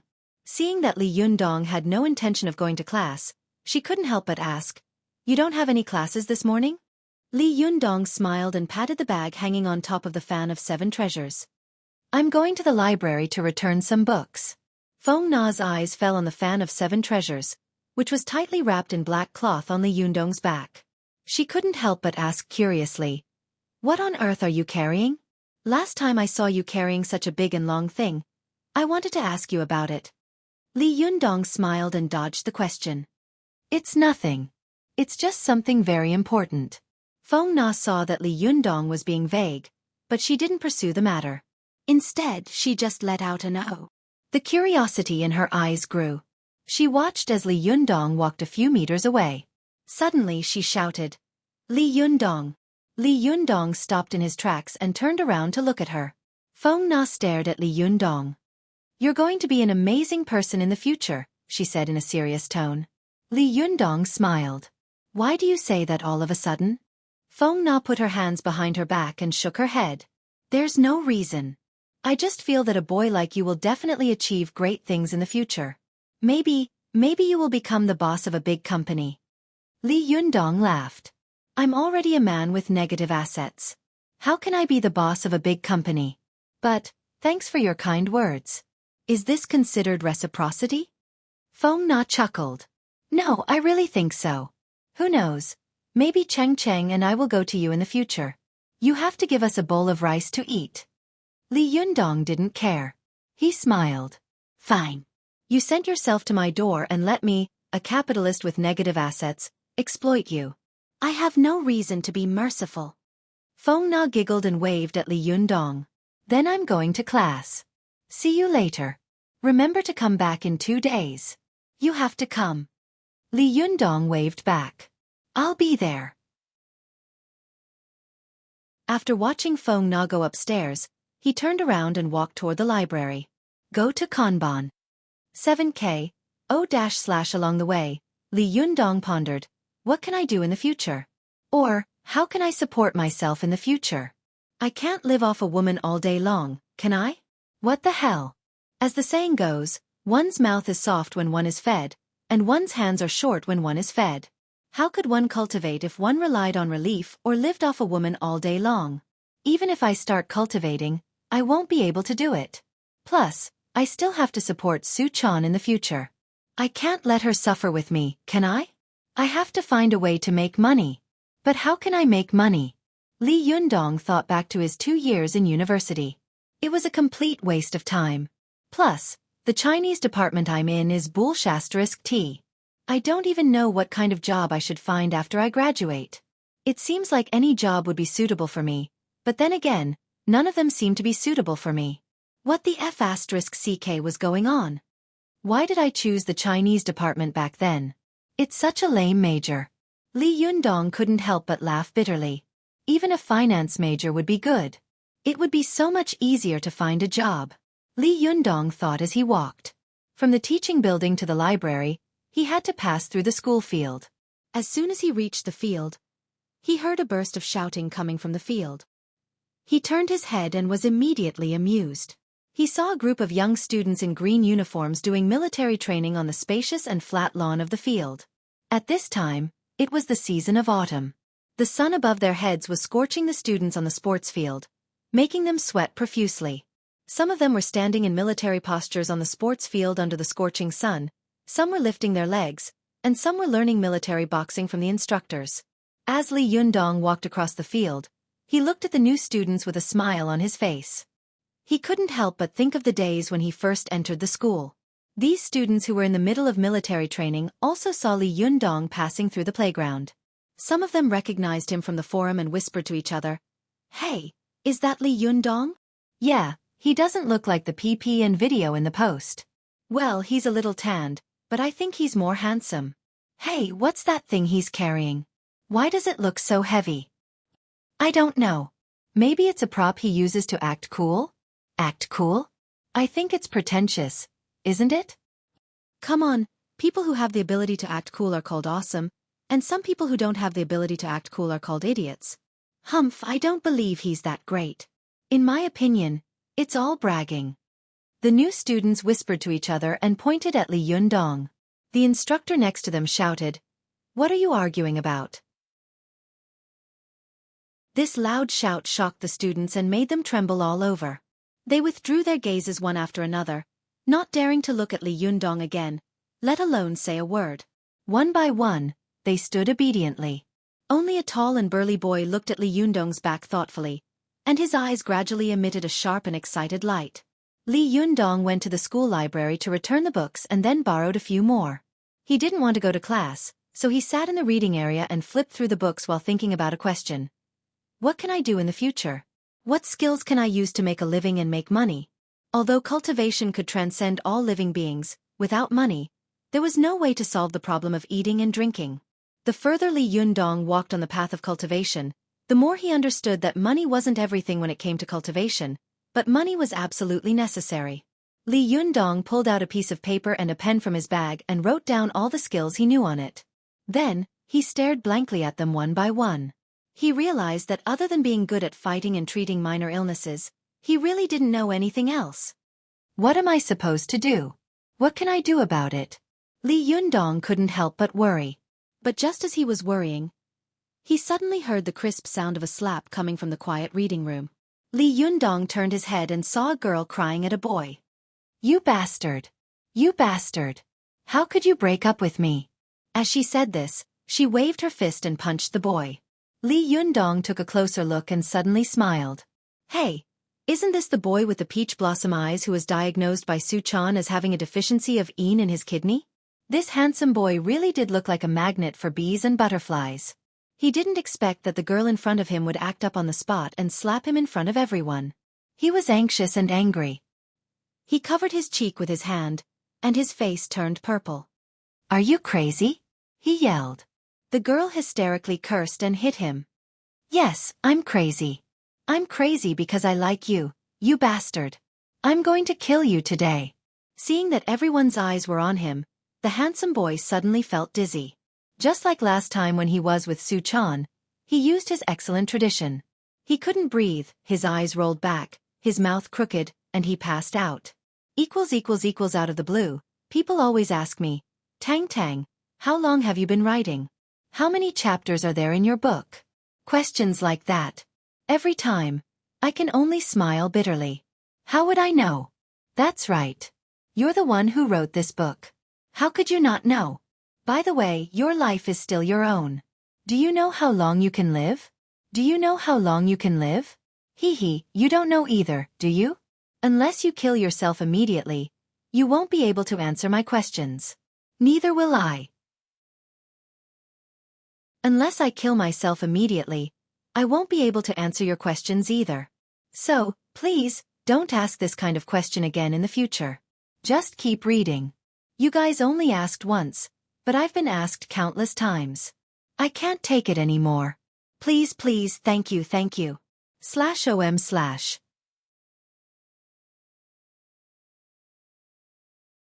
Chapter 209. Go to Watch Net. Although school had just started, there were still many senior students who chose to study in the cool and quiet reading room of the library. Watch Net. 7K. M. As soon as the handsome man fainted, the students in the reading room all stood up, stretched their necks, and looked curiously at the crime scene. Li Yundong glanced at him and found that the handsome man was lying on the ground, twitching and foaming at the mouth. Li Yundong's heart trembled and he walked over. "Out of the way, everyone out of the way." As soon as Li Yundong took a step forward, a voice rang out. He turned his head and suddenly found that the person who spoke was also an acquaintance. It was Yan Hua, who had followed Wan Hongling to enter the examination as the top scorer. Yan Hua drove away the onlookers and said, "Everyone, don't crowd around here. It will make it difficult for him to breathe." As he spoke, he turned around and was about to look at the fainted handsome man, but he saw Li Yundong walking toward him. Yan Hua was stunned and frowned inwardly. Why is he here? Li Yundong wanted to check on the beautiful man's condition, but it was very inconvenient for him to carry the fan of 7 treasures on his back. He couldn't even bend down, so he had to untie the fan of 7 treasures and put it aside. Then, he squatted down to check on the beautiful man's condition. When the girl next to him saw Li Yundong reaching out to the handsome man, she immediately asked anxiously, "What are you doing?" Li Yundong glanced at her indifferently. Although he didn't say a word, the girl felt a kind of dignified aura coming from him. She was speechless and didn't dare to stop him again. Li Yundong felt the pulse of the beautiful man and frowned secretly. Yan Hua, who was beside him, sneered and said, "You also know medicine? Yan Hua had been holding back his anger and wanted to compete with Li Yundong. Seeing that Li Yundong's movements didn't seem to be pretending, he couldn't help but ask, "What is the diagnosis of this person's illness?" "What kind of diagnosis?" When Li Yundong heard this, he immediately raised his head and looked at Yan Hua in surprise. "You know traditional Chinese medicine?" TCM was different from Western medicine, which was a precise microscopic science. TCM was a medical science that regulated and adjusted from a macroscopic perspective. To observe and determine a person's illness, one must start from the four aspects of look, listen, question, and feel the pulse. Furthermore, several doctors would often diagnose different illnesses, which required medical theory to differentiate. Li Yundong had read a lot of medical books these days, so he naturally understood this. As soon as he heard Yan Hua's words, he knew that this arrogant young man obviously knew Chinese medicine. Watch net. 7K. Oath M. Yan Hua proudly raised his chin. "I don't dare to say that I understand. I only know a little." "Do you dare to argue with me here?" Li Yundong didn't comment. "Oh," he said. He opened the eyelids of the beautiful man, looked at him, and said casually, "Why didn't you go to military training?" Yan Hua snorted. "I'm a specially recruited student. I don't need to go to military training. Do you really think I'm a weak bookworm?" Li Yundong glanced at him, smiled slightly, and didn't answer. Seeing Li Yundong like this, Yan Hua became angry. He felt that Li Yundong was looking down on him, but he was also a person who thought highly of himself. He thought to himself, "What's so great about you? Why do you look down on me?" "I look down on you." Yan Hua couldn't help but say angrily, "Hey, do you dare to argue with me here?" Li Yundong smiled. He helped the beautiful man up and said to the girl who was wiping her tears, "You hold him." The girl was panicking and at a loss. Subconsciously, she listened to Li Yundong's words and supported the handsome man with her hand. Seeing that Li Yundong didn't answer him, Yan Hua thought that Li Yundong was guilty. He sneered and said, "I don't think you dare. This man's illness is obviously kidney deficiency. I'll prick him with a needle, and he'll wake up immediately." A curious student couldn't help but ask, "You also know acupuncture?" Yan Hua said proudly, "Of course." He touched his body casually, and suddenly a trace of embarrassment flashed across his face. "But I didn't bring a needle today. Do any of you have a hair clip or something? Can I borrow it?" Immediately, a girl took a hair clip from her head and handed it over. Yan Hua took it and thanked her. "Thank you very much." As he said this, he turned around and was about to show his skills, but he saw Li Yundong's palm pressing on the beautiful man's head, as if he was massaging him. Yan Hua suddenly said angrily, "What are you doing? Get out of the way, don't waste time. You don't even know how to argue. How can you treat people?" As soon as his voice fell, he saw Li Yundong suddenly grab the beautiful man's head with his 5 fingers, as if he had lifted something. In the blink of an eye, the beautiful man snorted and woke up. The surrounding students suddenly burst into an uproar. "He's awake, he's awake." The girl next to him couldn't help crying. She threw herself into the beautiful man's arms, crying and shouting, "I'm sorry, it's my fault. You scared me to death just now." When the beautiful man woke up, he saw the girl in his arms crying, and his heart softened. He said, "It's my fault. I shouldn't have broken up with you." Watch net. Seeing that the two of them had made up, Li Yundong said with a smile, "It's all right now. The rain has passed. But I'll have to trouble you to change the place when it rains and thunders. This is not a good place for a sitcom." His words made the students around him laugh. Yan Hua stared at Li Yundong with his mouth agape. He couldn't understand how Li Yundong could make the boy recover just by touching his head with his hand. Could it be that this boy just happened to wake up?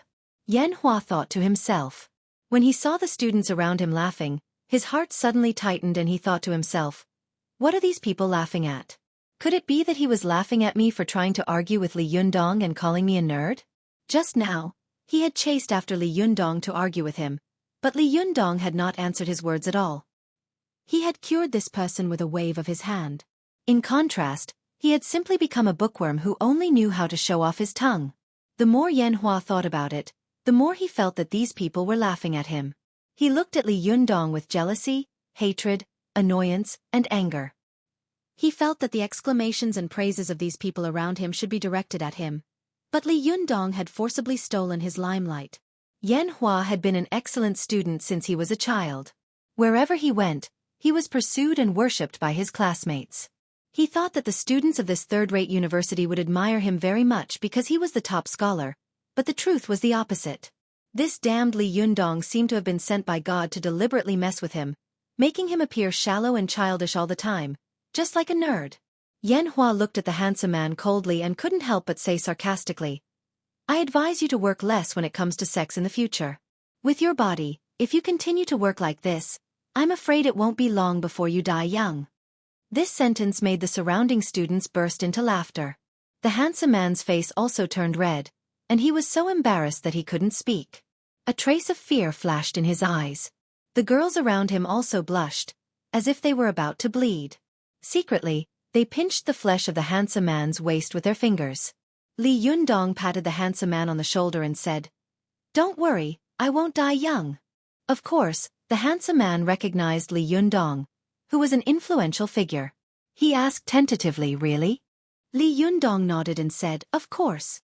The handsome man's face suddenly brightened up, as if he had taken a tranquilizer. He said to the girl next to him with great joy, "You see, I'm so young. It's impossible for me to die young because of this kind of thing." Li Yundong couldn't help laughing and said, "However, your kidney deficiency is too serious. Your kidney essence is not strong, and your yuan yang is insufficient. Although you won't die young, premature ejaculation is certain." Premature ejaculation. This sentence was even more powerful and shocking than the explosion of a nuclear hydrogen bomb. The students around suddenly stomped their feet and laughed wildly. The handsome man's face suddenly turned as red as a pig's liver, but the girl didn't blush at all. She glared at the boy arrogantly, as if to prove that Li Yundong's words were true. Li Yundong smiled.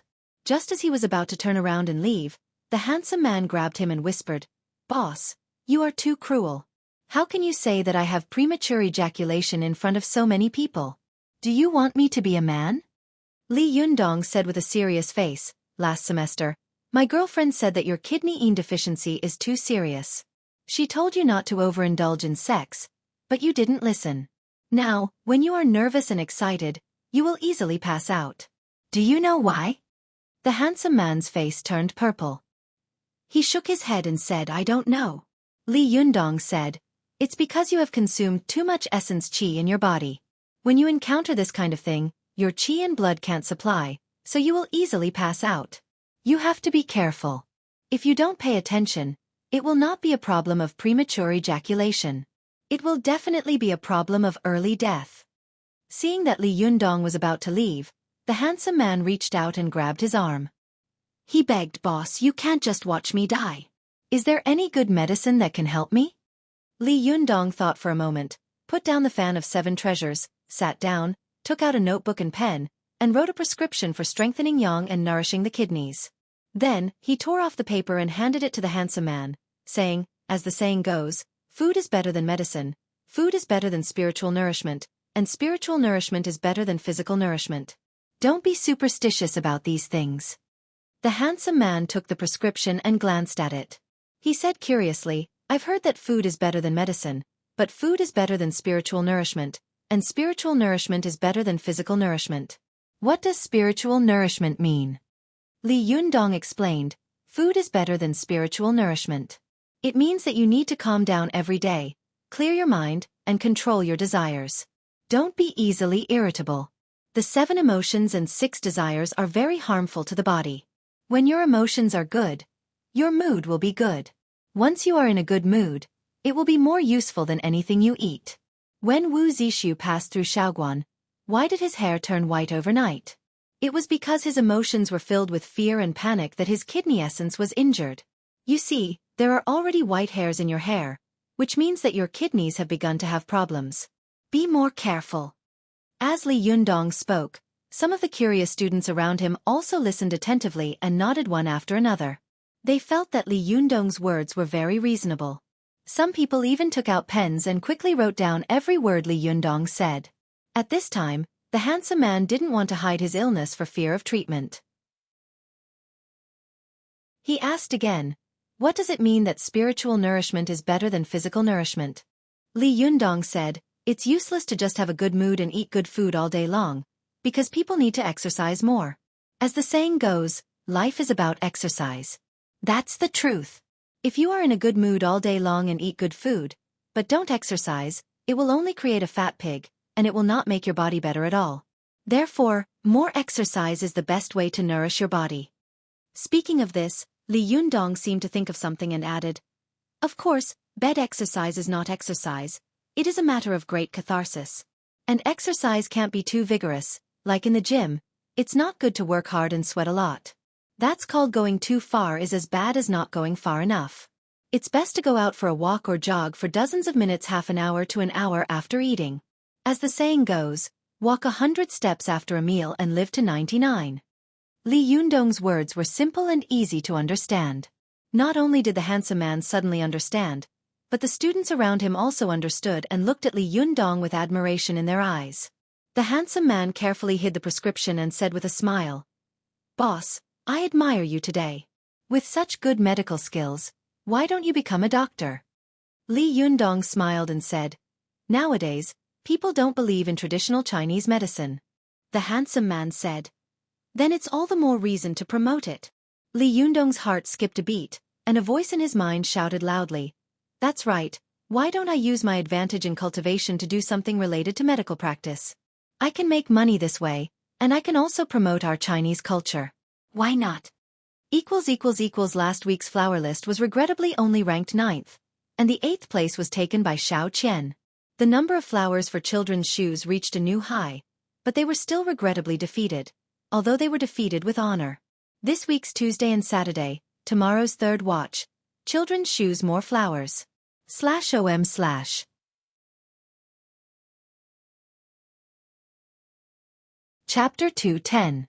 Go to watch net. It was as if someone in the fog had suddenly pointed him in the right direction. Although the path was still unclear, at least he knew where to go. At least he wouldn't be like a lost person who didn't know where to go. The beautiful man's words made Li Yundong feel as if he had been enlightened all of a sudden. Go to watch net. Net. Super_speed. More. New. After learning from Li Yundong about how to strengthen one's yang and nourish one's kidneys and how to nourish one's body, beautiful man left happily. Li Yundong, on the other hand, understood the direction of his future from beautiful man's words, and walked out of the library with joy in his heart. When he reached the door, he saw the old man in charge of the library. He smiled and nodded to him, then walked out of the door. Yan Hua, who had been looking at Li Yundong with hatred and jealousy, walked up to the old man and asked in surprise, "Grandpa, do you know him?" Yan Hua's grandfather laughed and said, "This is the person I told you about on the phone. What do you think? Are you convinced?" Yan Hua's face was ugly. He shouted, "Why should I be convinced? What's so great about him?" After that, he walked out angrily. Yan Hua's grandfather looked at Yan Hua and shook his head secretly. He sighed in his heart. This boy has been arrogant since he was a child. He is used to being flattered. I'm afraid this time he is going to suffer a big setback. When Li Yundong returned from the original path with the fan of 7 treasures on his back, most of the freshmen on the sports field had already rested. Many of them were resting under the shade of trees. Only one class was still persistently practicing military boxing under the sun. Li Yundong glanced at the class on the way back and found that it was actually a student practicing with an instructor. The other students were watching the scene on the field excitedly and nervously. It was not common for a student to fight an instructor. Li Yundong couldn't help but stop and take a second look. The instructor on the field wasn't very tall, standing at about 1.7 meters. However, his body was lean, his skin was tanned, and his eyes were bright and full of expression. With one look, one could tell that he was a martial artist. The freshman standing in front of him was wearing a camouflage uniform. He looked quite tall, and his sleeves were rolled up high. The muscles on his arms were like steel bars, and it was obvious that he was a martial artist of external martial arts. Go to watch net. When the boy saw Li Yundong standing not far away and watching, a trace of excitement suddenly flashed in his eyes. He took a deep breath, leaped forward, and punched the instructor like a cannon. As soon as he made his move, Li Yundong secretly frowned. The moment an expert made a move, one would know whether or not he was an expert.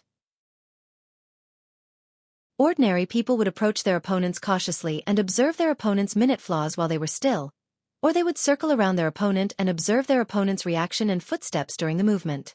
From there, they would judge their opponent's agility. If the opponent's footwork was not as nimble as his, then he would walk around the opponent, trying to create an advantageous position where the opponent's back was to his advantage, and then fiercely attack the opponent's back. If the opponent's footwork was more nimble than his, then he would immediately rush forward and engage in hand-to-hand combat, not allowing the opponent to leave his attack range and footwork range. However, the moment the boy punched out, not only did he go straight for the instructor's chest, he didn't even bother to test his strength. Instead, he took a huge leap and his movements were so big that he didn't seem to care about the instructor at all. Moreover, in Li Yundong's opinion, the fact that the boy dared to do such a thing showed that he was indeed capable. His punches were fierce and experienced, and his moves were bold and presumptuous. If Li Yundong hadn't reached the Xueqi phase, it would have been very difficult for him to deal with the boy. The instructor practiced military boxing. Although there were striking techniques in military boxing, most of them focused on capturing and subduing the enemy. When the instructor saw that the student was coming at him aggressively and full of youthful vigor, he calmly took a step back. He grabbed the boy's fist with one hand and grabbed the boy's arm with the other. He leaned his body to the side, not only dodging the boy's fist, but also burrowed his entire body into the boy's chest. His legs dug into the boy's crotch, squeezed, and leaned. This move was very exciting.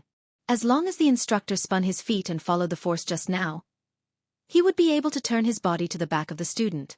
He would immediately be in an advantageous position and be able to subdue the opponent with the cross-lock grappling technique.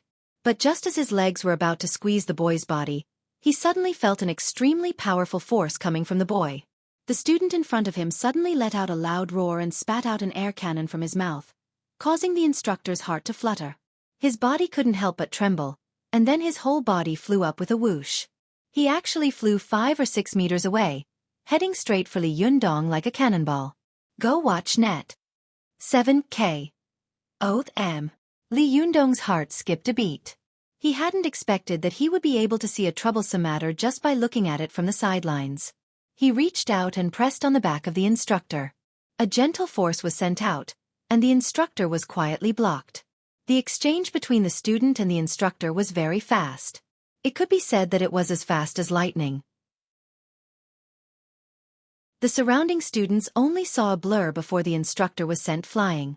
It was like a scene in a kung fu movie where the instructor was suspended on a wire. Wow! The freshmen immediately burst into an uproar. Some of them who knew the student immediately shouted excitedly, "Fengji, you're awesome!" In the eyes of the freshmen, the instructors were lofty existences that could not be offended. However, Fengji, who was also a freshman like them, had actually sent the instructor flying in an extremely exaggerated manner. This immediately caused them to be astonished by Fengji. Some of the students in the dormitory who knew Fengji more or less began to brag about him with pride. Now you know how awesome Brother Feng is, right? You have to know that Brother Feng is the national martial arts champion. Are you serious? Why did the national martial arts champion come to our school? Why didn't he go to the sports school? Well, how would I know? But I heard that he's a specially enrolled student. After the instructor who had been sent flying stopped in his tracks, he looked back to see who had caught him. After seeing that it was also a student of this school, he was immediately stunned. He muttered to himself, "I felt like I had hit a wall just now. My opponent's hand was soft and strong, and I wasn't hurt at all. Obviously, he's also a master. When did Tiannan University become so crouching tigers and hidden dragons?" As he thought about it, he laughed self-deprecatingly. "Thank you so much. I didn't expect to embarrass myself so much today." Li Yundong smiled and said, "He has been practicing martial arts for many years. It's normal for him to lose." The instructor looked at Li Yundong. He saw that the boy in front of him was standing like a pine tree. Although his aura was extremely strong, he didn't give off an aggressive feeling like Fengji. Instead, he gave off a strong impression. The instructor asked curiously, "Are you also a martial artist?" Ever since Li Yundong had started practicing Shentong in the Xueqi phase, his powerful aura, which he couldn't restrain, had all been refined into the zhenqi of the Niden and stored in the lower dantian of his lower abdomen. Li Yundong's aggressive heroic spirit had also become restrained from the outside. He was no longer like before, where he would stab people of the same gender wherever he went. Li Yundong smiled at the instructor and said, "I guess so." As he said this, he subconsciously glanced at Feng Ji. Feng Ji, who was surrounded by these freshmen like stars surrounding the moon, also happened to look up at Li Yundong. Like an intruder who had just stepped into someone else's territory, he raised his chin and gave Li Yundong a provocative look. If it had been in the past, with Li Yundong's irritable character, he might have immediately greeted him with a sneer. But now, Li Yundong had succeeded in the Xueqi phase and his Shentong had appeared for the first time. His temperament had also changed, gradually becoming deep and tolerant. The sky accommodates all things, and the sea accommodates all rivers. It was impossible for people to kick or bite a dog to death just because they saw it barking at them on the side of the road. Because people knew that they were a level higher than this kind of vicious dog. Humans were the wisest of all things. It was the same for cultivators. When Li Yundong faced Feng Ji's provocation, he suddenly found that he was not shocked or angry, nor anxious. Instead, he felt a sense of condescension in his heart. At this moment, Li Yundong knew that deep in his heart, he had begun to completely accept the fact that he was a cultivator. He was stronger and more detached than most people in the world. He was a dignified cultivator with divine powers. Why would he bother with a freshman? In the face of Feng Ji's provocation, Li Yundong just smiled slightly. Like a breeze blowing on his face, he turned around and walked away, his figure elegant and calm. The instructor, who was much more mature than the students, looked at Li Yundong's back and secretly praised him. They knew that only a person who had really experienced storms and seen through the world could be so calm from behind. Only a truly powerful person could have such a gentle and tolerant smile. Li Yundong walked away freely, but the freshmen didn't think so. In their opinion, Li Yundong, who was very famous in the school, had obviously retreated in the face of the challenge of a freshman. The freshmen were always in awe of the older students. They came to the university with uneasiness, fresh curiosity, and some ambition. As freshmen who had just been released from the cage of high school, deep in their hearts was a soul that longed to show itself. They longed to perform and to be in the limelight, especially when they found that there was a freshman like them around them who was strong enough to challenge the authority of the most legendary figure in the school. The restlessness and rebellion in their hearts all broke out in an instant. Humph, what legendary figure. I think he's a coward. That's right. He walked away so arrogantly. What's so great about him? Hey, you don't understand. He's smart. What's the benefit of fighting with you here?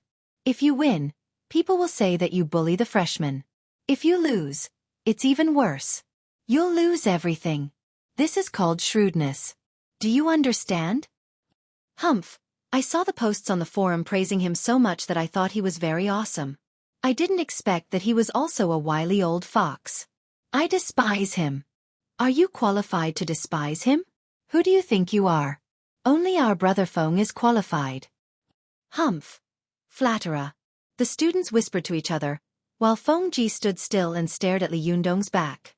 He was like a young lion, his eyes sharp and threatening. He clenched his fists so hard that they made cracking sounds, like beans being fried, which made people's hair stand on end. If you don't throw flowers while reading, be careful that you die young. Ahem, that's right. /om/.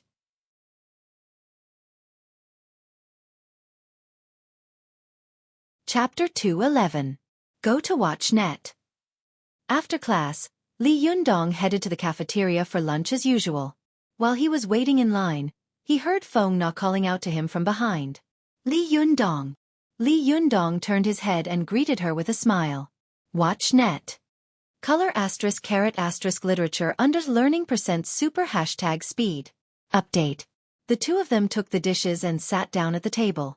Feng Na smiled and said, by the way, I forgot to tell you something this morning. While eating, Li Yundong asked, what's the matter? Feng Na noticed that he was chewing carefully and swallowing slowly. He took a long time to chew each mouthful of rice before swallowing it slowly. His movements were so gentle that he didn't look like a man at all. She asked curiously, when did you become so gentle when you eat? Li Yundong was stunned for a moment. Only then did he realize that he had completely integrated into the role of a cultivator. While eating, he subconsciously remembered what Zi Yuan had said. He smiled and asked Feng Na what Zi Yuan had once said. Tell me, why do people have to chew slowly? Are you afraid that you won't be able to digest it? Feng Na said with a smile as she tucked her hair behind her ear. Li Yundong nodded and said with a smile, That's right, but why can't you digest it? When food enters the stomach, it will be digested sooner or later. Feng Na said, Chew it more carefully. It's better for the stomach to digest and the duodenum to absorb. Li Yundong raised a finger and said, You're only right about one thing. Come, let me ask you again, how does the stomach digest food, and how does the intestine digest food? Feng Na said without hesitation, You don't know? It relies on the gastric juice and the peristalsis of the gastric pouch and intestines. Li Yundong nodded and said, Yes, gastric juice can dissolve part of the food, and then digest it through the friction and extrusion of the gastric sac. The same is true for the intestines. But do you know what the stomach works on? Feng Na thought for a moment and said, Gastric drive. Li Yundong smiled and said, You've watched too many commercials. Feng Na smiled and asked, What's that? She tilted her head and thought for a moment. Then her eyes lit up and she said, Yes, I know. It's blood? Li Yundong nodded and said, That's right. Do you know what blood relies on to move? She shook her head and said, I don't know. Watch net. Li Yundong said, It's qi. As the saying goes, qi in blood, qi is the commander of blood. A commander without qi would have nowhere to go. Sometimes, people suffer from high blood pressure, heart disease, and other diseases. Most of the time, it's because of a sudden shortness of breath, and blood can't be pumped up, which leads to a sudden attack. Feng Na suddenly said, Oh, so that's how it is. But does this have anything to do with chewing carefully and swallowing slowly? Li Yundong still didn't answer her question. Instead he asked, How long can you take a breath? As he spoke, he demonstrated the action of taking a breath himself. Feng Na followed suit and inhaled until she could no longer inhale. Then she exhaled. Li Yundong asked with a smile, Can you inhale endlessly? Feng Na smiled and said, How is that possible? Humans can't breathe endlessly. Li Yundong nodded and said, That's right. So no matter what a person does, his qi is limited. Your breathing is like this and so is the qi in your body. When you eat, if the food you chew is coarser, your stomach will have to use more strength to digest it. If your stomach wants to exert strength, it will have to consume more blood and qi. You consume more here, so you use less in other places. And a person's qi is limited. This is called robbing Peter to pay Paul. Many people eat voraciously when they are young, but when they get old, their stomachs have problems. That's the reason. Feng Na widened her eyes and looked at Li Yundong in surprise. She was speechless for a long time. Li Yundong smiled and said, What's wrong? Why do you look like you've seen a ghost? Feng Na made an obeisance by cupping her hands and said with admiration, Well, Zhenren Li, I really admire you today. You are becoming more and more like a Zhenren. In the past, when Su Chan taught people a lesson in public, she said that her medical skills were taught by you. At that time I was doubtful, but now I'm sure. As she spoke, Feng Na stretched out her palm in front of Li Yundong and said with a smile, Come on, Zhenren Li, let me see a doctor. Li Yundong laughed and said, Are you going to see a doctor? Why do I see that you want to have your fortune told?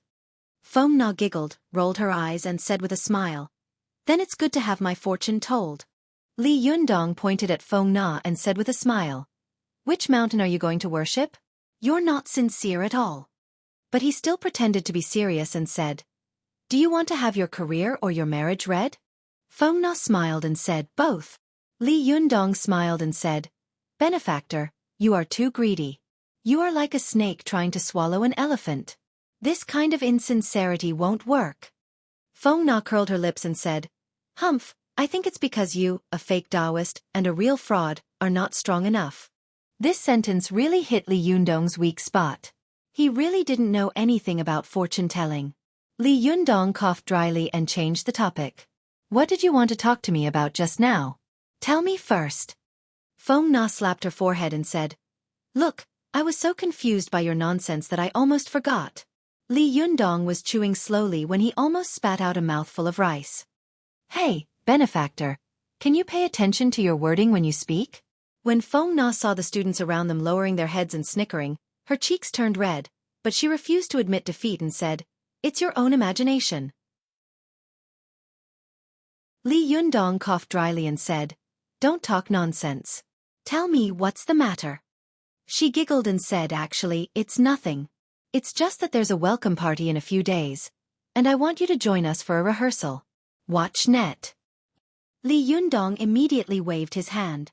No. You haven't become the president of the student union yet. Why should I go? Didn't we agree that I would only go if you became the president? Feng Na smiled slyly. I will definitely become the president. Don't worry. If you don't come to rehearse, I'm afraid that you will have stage fright when the time comes. Li Yundong laughed. Are you kidding me? I won't have stage fright even if you have stage fright. Feng Na cupped her hands and begged. Just do me a favor, please. Although most of the performances in the welcome party are for the freshmen, the older students will also have performances. If our performance is too lousy, we will be laughed at. Li Yundong was most afraid of being begged by beautiful girls like this, especially girls who were close to him. He rubbed his forehead and said helplessly, "Hey, tell me what I want to do first." Feng Na giggled. "We want to rehearse a short play." Li Yundong said curiously, "Oh? That's new.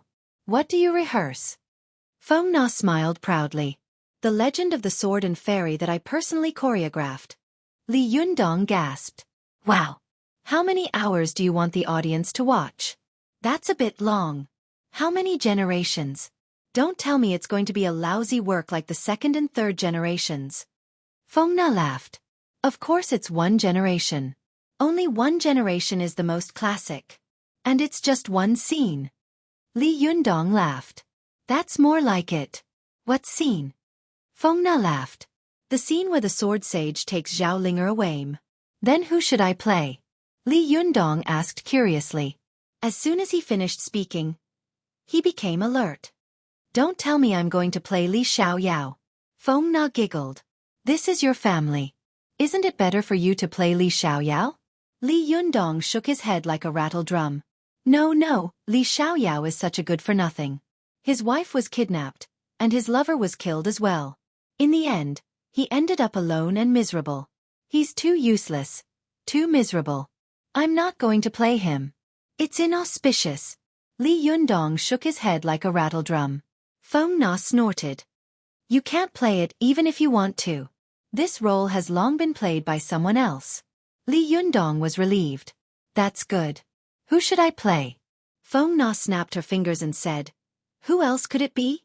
With your skills and spirit, of course it's the sword sage." Li Yundong didn't know whether to laugh or cry. He pointed a finger at his nose. "Me, the sword sage? Does that count as a cameo?" Feng Na laughed. "If it's not a cameo, then what is it?" Li Yundong didn't know whether to laugh or cry. "You can find anyone to play the role." Feng Na shook her head and said, No, in the whole school. I can see that you are the only one who has the transcendent, aloof and cold temperament of the sword sage. This kind of temperament can't be acted out. Even the other professionals in the film and performance department don't have this kind of temperament. So, this role must be played by you. Li Yundong touched his cheek and pretended to stroke his beard. He coughed dryly and said, Am I so outstanding? Feng Na kept a straight face and said seriously, You don't have to doubt that I was just flattering you. After that, she burst out laughing. Li Yundong didn't get angry when he heard this. Instead, he laughed out loud. While he was laughing, he suddenly heard a voice behind him. Li Yundong? Li Yundong turned his head and saw Feng Ji, who he had met once before, standing in front of him, looking at him with bright eyes. He stood in a straight line with his knees slightly bent, like a cheetah that would pounce and eat people at any time. Li Yundong frowned secretly and asked, What can I do for you? Feng Ji cupped his hands to Li Yundong and said, I heard that your kung fu is good, so I want to compete with you. Li Yundong smiled and said, That's a misconception. I haven't learned kung fu. After that, he turned around and didn't want to talk to the boy. What he said was true. Li Yundong really hadn't learned kung fu from anyone for a day. What he had learned was the way of cultivation. He had used the method of external alchemy to strengthen his body, and then entered the Tao with the method of Naiden. It had nothing to do with Kung Fu at all. However, Feng Ji didn't believe his words at all. Seeing that Li Yundong had turned around and ignored him, he suddenly became furious, thinking that Li Yundong was looking down on him. He glanced around and saw that most of the students around him were focused on him, especially the freshmen who regarded him as a celestial being. Feng Ji sneered and shouted in a low voice, "Then I'll have to offend you." After that, he jumped up and grabbed Li Yundong's shoulder with his fingers like hooks. /om/.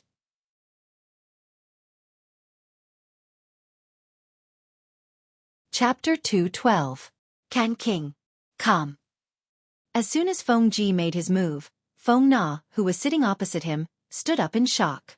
She saw that Feng Ji's fingers were strong and powerful, grabbing Li Yundong's shoulder like hard iron hooks. She screamed, "Watch out!" Even Feng Na could react, so how could Li Yundong not? He turned sideways, and Feng Ji's fingers grabbed the fan of 7 treasures on his back. Can King come? 7K. Oath M. Color *** literature under learning % super #speed. Feng Ji only felt that his tentacles were hard, and there was a faint sound of hitting steel. He was surprised and wondering what on earth Li Yundong was carrying on his back when he suddenly saw a burst of light coming from the cloth bag Li Yundong was carrying on his back. Li Yundong's heart suddenly skipped a beat, and he cursed inwardly, "The fan of 7 treasures has come out to protect its master." In an instant, the cloth behind Li Yundong tore apart with a tearing sound, and the fan of 7 treasures, which was nearly as tall as a man, instantly cut the cloth, wrapping it into countless pieces. It suddenly jumped out of the restraint, and the fan's leaves opened with a swoosh, like a peacock spreading its tail. The fan's leaves rubbed against each other, making the clanging sound of iron. The students in the cafeteria suddenly felt a strong murderous aura coming at them, making them almost unable to breathe. It was as if they had suddenly been placed in an ancient battlefield, surrounded by strong winds. The wind was mixed with a terrible sound of iron rubbing against each other, as if countless soldiers were continuously pulling out their swords and sabers from their waists. After the fan of 7 treasures opened in an instant, its fan's leaves automatically flew at a high speed. Golden Sanskrit characters suddenly burned and jumped up, surrounding the fan of 7 treasures, looking dazzling and solemn. The students around were already dumbfounded, and even Feng Ji was so shocked that he couldn't wrap his head around it. What is this? After the fan of 7 treasures rotated at a high speed, it didn't stop at all and slashed toward Feng Ji. Li Yundong was shocked. He knew that if the fan of 7 treasures hit Feng Ji, he would immediately become a mass of flesh and blood. Being hit by the edge of the fan of 7 treasures rotating at high speed was no different from being hit by an electric saw. In the blink of an eye, Li Yundong moved like lightning and accurately pinched the tail of the fan of 7 treasures. He lowered his waist and exerted his strength fiercely, trying to stop the fan from slashing forward. Seeing that the edge of the fan was about to hit Feng Ji, he let out a loud shout, turned his waist and spun his feet. He suddenly changed the force of the straight slash into a diagonal slash. The psychic fan of 7 treasures brushed past Feng Ji's cheek and shoulder and slashed over. Watch net. Feng Ji only felt a gust of wind whistling past his ears as if countless swords and sabers were slashing down from beside him. He was so frightened that he didn't dare to make any movements, fearing that he would be chopped into pieces if he moved even a little. After Li Yundong changed the direction of the fan of 7 treasures, he spun his feet again and twisted his waist fiercely. Taking advantage of the falling force of the fan of 7 treasures, he forcefully swung the fan backward. Then, with the movement of swinging the fan, he forcibly closed all the fan leaves with a swoosh. From the slash of the fan of 7 treasures to Li Yundong's grasp, twist and swing, these lightning-fast moves were so fast that no one could see them clearly. There were even residual shadows of the burning golden characters in the air, like the effects of a special effect in a movie. It was dazzling and shocking. After the last sound of the fan blades rubbing against each other, all the people in the cafeteria suddenly felt that the whistling sound in the air had disappeared in the blink of an eye, and the residual shadows of the burning golden characters in the air also slowly disappeared. They all sat or stood, staring at Li Yundong blankly, unable to say a word, as if they had all been frozen in place. It wasn't until Li Yundong slammed the fan of 7 treasures on the ground with a thud, causing their bodies to shake and their feet to go numb, that they came to their senses as if they had just woken up from a dream. Feng Ji looked at Li Yundong in astonishment. His eyes widened, and his eyeballs almost fell out of their sockets. He stammered, "Who the hell are you?" Li Yundong looked at Fengji with unkind eyes, and he was furious in his heart. Although his temperament was slowly becoming calm and tolerant, it didn't mean that he could tolerate things to a certain extent, especially just now. If he hadn't acted quickly, Fengji would have been automatically killed by the Fan of Seven Treasures. It didn't matter if he died, but he had used a magical item to kill someone before he had passed the heavenly tribulation. Wouldn't a bolt of lightning strike him immediately? If he died, what would happen to Su Chan? Li Yundong snorted coldly. His voice was so dull that it sounded like a clap of thunder in the clouds. Everyone in the cafeteria felt a sharp pain in their chests, as if someone had punched them. As a freshman, I think it's better for you to behave yourself. Don't overestimate yourself. After that, he didn't even have the mood to eat. He carried the Fan of Seven Treasures and strode out. Watch net. 7K. For a moment, the cafeteria was frighteningly quiet. Although it was full of people, there was not even a cough. Everyone's eyes were fixed on Li Yundong. It was not until he left that the cafeteria became lively again. The students were in an uproar. F***CK. What happened just now? Too awesome, too shocking, it's like watching a computer CG, too strong. So he's been carrying a huge black iron fan on his back all this time. F***CK. Dawn also used this in Fortress Besieged in October. However, the iron fan he used was simply tragic compared to the one Li Yundong was using. It's so lame. F***CK. The ground was smashed by this iron fan. How heavy is this fan? I guess it's at least dozens or hundreds of kilograms, right? It looks like it's made of pure steel. Strong, it's too strong. The students were talking excitedly, but suddenly, there was an ear-piercing crack on the table next to Fengji, who was in a daze. Then with a bang, the stone table made of marble suddenly broke into two pieces and collapsed. The cafeteria was quiet again in an instant, and then in a few seconds, it was boiling again. The roof of the cafeteria was almost blown off. F***CK, that's too much. What's going on? F***CK. It seems that the blades of the iron fan were cut off when it was spinning like a wheel. F***CK. This is even more exaggerated than in the movies. The seniors were discussing excitedly, and the freshmen were all dumbfounded, unable to believe their eyes. Some of them finally understood why the seniors in this school worshipped Li Yundong like a god, and regarded him as a unique legendary figure in the school. It turns out that he's really a legendary figure. F***CK. That was too exaggerated, wasn't it? F***CK. I said bad things about him. I offended him. I won't be finished after 4 years in college, will I? Should I transfer to another school? As the freshmen were talking, the seniors took the opportunity to give them advice. You are young and ignorant. Zhenren Li won't argue with you. Zhenren Li? Yes, don't you know that Li Yundong has a sect in this school? What? Li Yundong has a sect here? What sect? I want to join. The Divine Fist Sect. Benefactor. Do you want to join? It's very simple. As long as you fill in this form and pay the entrance fee of 200 yuan, you can become an apprentice of Zhenren Li. At that time, we will all be brothers. Your parents will be my parents, your brothers will be my brothers, and your wife will be my wife. F***CK off, monk. Zhenren Li is a Taoist master. You monk, get out of here. What Divine Fist Sect? Didn't you hear at the school gate last time that there was a Divine Fist Sect in this world? And it's in Kowloon, Hong Kong. People might sue you for infringement. Ahem, fellow Taoist, don't listen to that monk's nonsense. I am the chief disciple of Zhenren Li. I have full authority to accept disciples on behalf of Zhenren Li. May I ask, do I have to pay the entrance fee? Of course not. Our sect doesn't need to pay any entrance fee. You just need to give out a PP and report your 3 measurements before joining. Well, my 3 measurements are 36D, 25, 36. Can I join? What? 36D? Yes. Of course there is milk, ahem, big. I'm 32B, 25, 34. Can I join? What? 32B? No. Boy, you'd better drink more papaya milk tea. Look at you, you're as thin as a pencil. Why not? I protest. You're judging people by their breasts.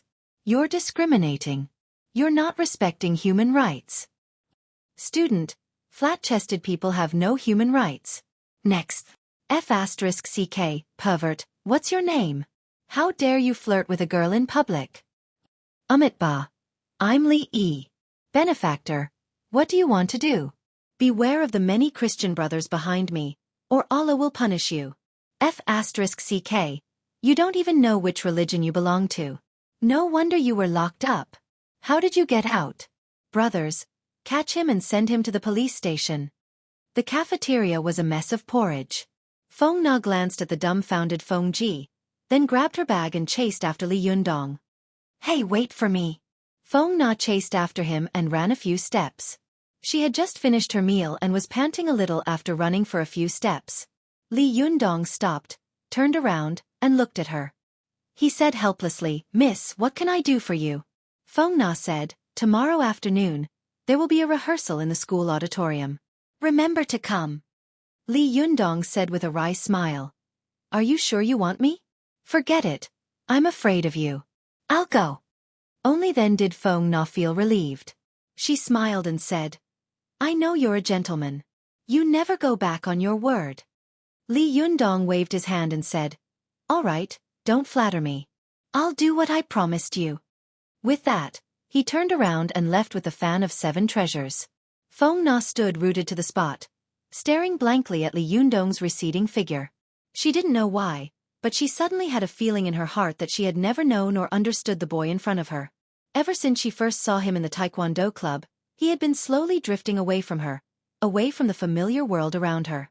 Feng Na thought of the shocking scene that had happened in the canteen and couldn't help but sigh. /om/.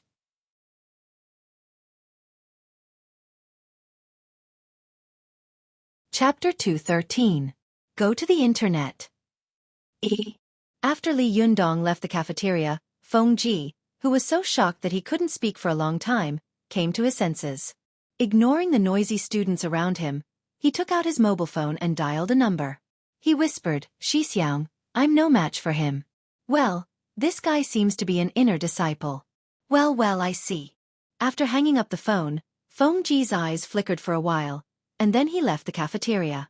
Go to the Internet. 7K. Oath M.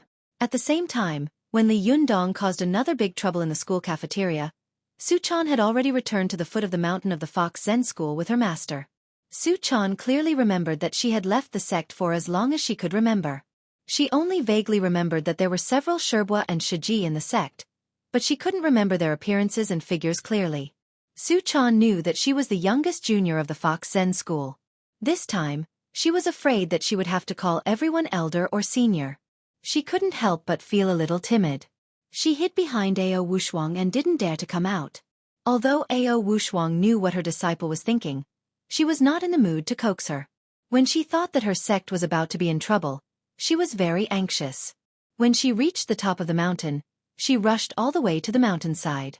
Not all the temples and Taoist temples in the world were built on the top of the mountain. Most of them were built on the mountainside. Ao Wushuang walked quickly all the way.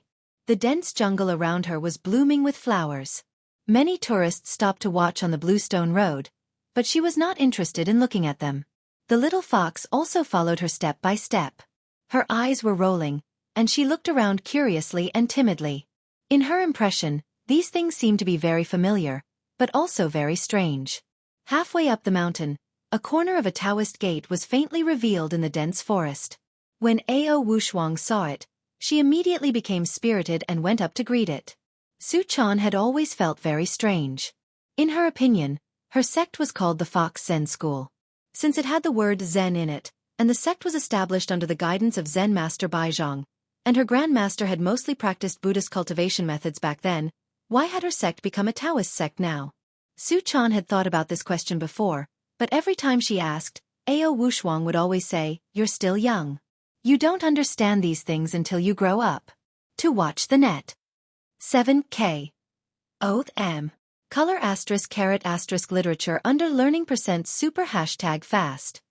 Now, Su-chan couldn't help but tug at the corner of Ao Wushuang's clothes and ask, Master, shouldn't our Fox Zen school belong to the Buddhist school? Why do you live in a Taoist temple? Ao Wushuang patted Su-chan's hand, which was holding the corner of her clothes, and said, It's a long story. I'll tell you later. Su-chan couldn't help pouting and muttering in a low voice. I knew it would be this sentence again. Ao Wushuang ignored her and knocked on the door. After a while, the wooden door opened with a creak. A beautiful Taoist nun walked out from the left and right side of the door. When the Taoist nun saw Ao Wushuang, she was stunned. What can I do for you? Ao Wushuang glanced at her and walked inside. Where is Lu Yi? Go and tell him that I'm back. When the Taoist nun saw that Ao Wushuang had not announced her name and had directly called her leader by his name, as well as barging in without permission, she was shocked and angry. She blocked her way and said coldly, Who are you? Tell me your name. Ao Wushuang looked the Taoist nun up and down and saw that she didn't look like a fox spirit. Moreover, the red pill in her body had been broken and she had lost her virginity. She was wearing a Taoist robe, but her face was covered with heavy makeup. She was dressed in a coquettish manner and had changed into fashionable clothes. Ao Wushuang knew that she must be an outer disciple. She immediately sneered and said, You, an outer disciple, don't deserve to know my name. The Taoist nun sneered and retorted, It's true that I'm an outer disciple, but who do you think you are? How dare you break into the Taoist mansion? How dare you? Ao Wushuang raised her head and laughed. I can come and go as I please. It was the same 10 years ago, and it's the same now. You don't know the immensity of heaven and earth. Hurry up and get out of my way. After that, Ao Wushuang flicked her sleeve and a strong wind blew past. The Taoist nun flew a few meters away and hit the wall. Then, she slowly slid down like a picture. Although Ao Wushuang's move looked fierce, in fact, she used a strong and gentle force. She put the Taoist nun on the wall, but let her fall slowly. She was not injured, showing her excellent kung fu. Go and look at the net. However, as an outer disciple, the Taoist nun didn't know the trick at all. She immediately shouted, Someone is here. Someone is trespassing and beating people. As soon as she finished shouting, a dozen Taoist nuns in Taoist robes rushed out of the Taoist temple. Some were holding horsetail whisks, some were holding long swords, and some were holding amei daggers. They surrounded Ao Wushuang, and one of them shouted angrily, Who dares to be so arrogant here? Are you tired of living? Ao Wushuang glanced at these people coldly. She didn't take them seriously at all. She sneered and said, A group of people who don't know the immensity of heaven and earth. Who is your master? Shout out, lest you say that I'm bullying the weak later. When the Taoist nun who had been released by Ao Wushuang saw that many of her companions had come, she felt confident and said arrogantly, I think you are the one who doesn't know the immensity of heaven and earth. Do you know what kind of place this is? Tell me your name, lest you say that we are bullying the weak later. Ao Wushuang raised her head and laughed arrogantly. Do you think you can win by bullying the weak with more people? Do you think you are in a club? It's ridiculous. Chaner, go up and teach them a lesson. Otherwise, when someone comes later, they will say that I'm bullying the weak. Su-chan had always been a bold and heartless person. At this time, with the support of her master, she immediately giggled and replied crisply, Yes, master. As soon as she finished speaking, her figure instantly turned into a wisp of green smoke and rushed toward the Taoist nuns. The Taoist nuns only felt their vision blur, and then their hands went numb. The weapons in their hands fell unconsciously, but they didn't fall to the ground. In the blink of an eye, they were taken away by Su-chan. By the time they reacted, Su-chan had already returned to Ao Wushuang's side. She was holding a lot of horsetail whisks, long swords, amei thorns, and other instruments in her hands, looking at them with a smile. The Taoist nuns were shocked and angry. They stood where they were and were disarmed before they could resist. They shouted angrily, Damn it, what's going on? F***ck your grandmother. What's the point of sneak attack? Hey, give me back my weapons. You little bitch, if you have the ability, come here openly. They cursed for a while, and Ao Wushuang frowned. She rolled up her sleeves and shouted angrily, A group of bastards, what did your master teach you? Today, I may have to teach you a good lesson on behalf of your master. When the Taoist nuns who had been released by Ao Wushuang saw that Ao Wushuang and her disciples were powerful, they immediately sat on the ground and began to scold like a shrew. Come on, someone is bullying us. They are going to kill us. They are going to kill us. Ao Wushuang was so angry that smoke was coming out of her 7 orifices. She thought to herself, I haven't been back to the sect for 10 years. Why has it become a place to hide evil? What's wrong with the leader? Su Chan also widened her eyes and thought to herself, is this how my fellow disciples are? It can't be, right? This is clearly a group of shrews. Just as the two of them were stunned, they suddenly saw a figure flying quickly from the mountain. A blue light flashed, and a figure stood in the Taoist courtyard. This person was about 178 meters tall, with a bun on his head. He was dressed in a Taoist robe and carried a sword on his back. He had an extraordinary temperament and an immortal aura. When the Taoist nuns saw this person appear, they all went up to him with joy and shouted, Master, a bad person is bullying us. Xueqi, you have to stand up for us. When the Taoist saw so many women rushing towards him, he immediately showed a distressed and happy expression. Oh, my little girls, what's going on? The Taoist nuns pointed their fingers at Ao Wushuang and said, it's her. She's bullying us. Then they pointed at Su Chan and said, and her. She stole our weapons. The Taoist looked in the direction of the finger and was shocked. Ao Wushuang? Why are you back? His gaze fell on Su Chan, and there was a burst of strange and greedy light in his eyes. He said in surprise, is this Su Chan? Su Chan felt uncomfortable being stared at by the Taoist priest and subconsciously shrank behind Ao Wushuang. The Taoist priest showed a kind expression and said to Su Chan, the last time I saw you, you were still a little girl. I didn't expect you to become so big now. Su Chan asked Ao Wushuang in a low voice, Master, who is he? Ao Wushuang sneered and said, you have to remember that this is the most useless second Xueqi of our Fox Zen school, Gu Feng. Gu Feng smiled bitterly and said, little shimmy, I haven't seen you for 10 years, but you haven't changed at all. Your mouth is still so unforgiving. Ao Wushuang snorted coldly and said, you haven't changed at all, have you? You're still so greedy and lecherous. A trace of anger flashed through Gu Feng's eyes, but he was still smiling. Why do you say that? Ao Wushuang glanced at the stunned Taoist nuns and said, what's wrong with these people?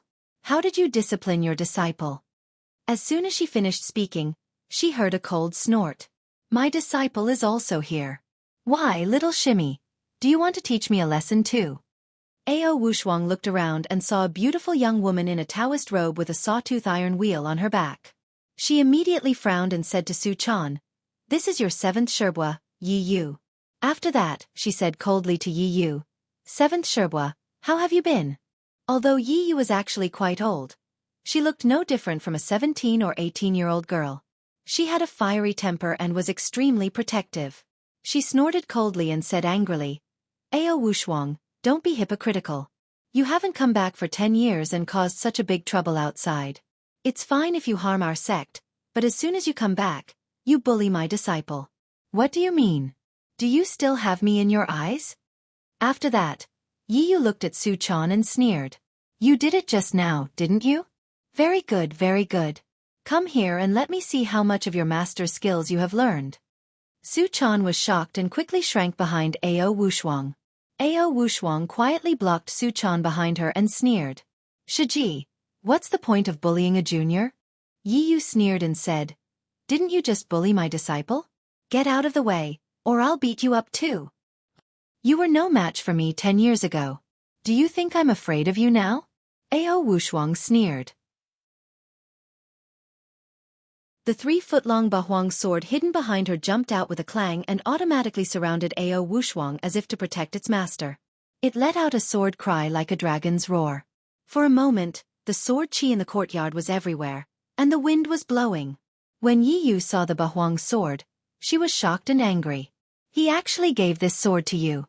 Well, you really colluded with the Zhengyi school. No wonder Yan Fong of the Linggong sect came to ask for a punitive expedition 9 years ago. Tell me, did you deliberately lead these disasters to the sect? After she finished speaking, the chainsaw Vajra wheel behind her jumped out and rotated quickly. It also let out a harsh and sharp buzzing sound, provoking the Bahuang's sword not to be outdone. For a moment, these two treasures were challenging each other in the air.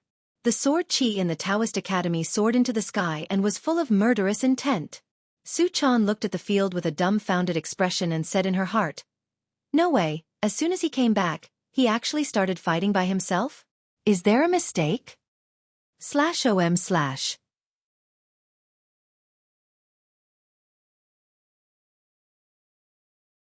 Chapter 214.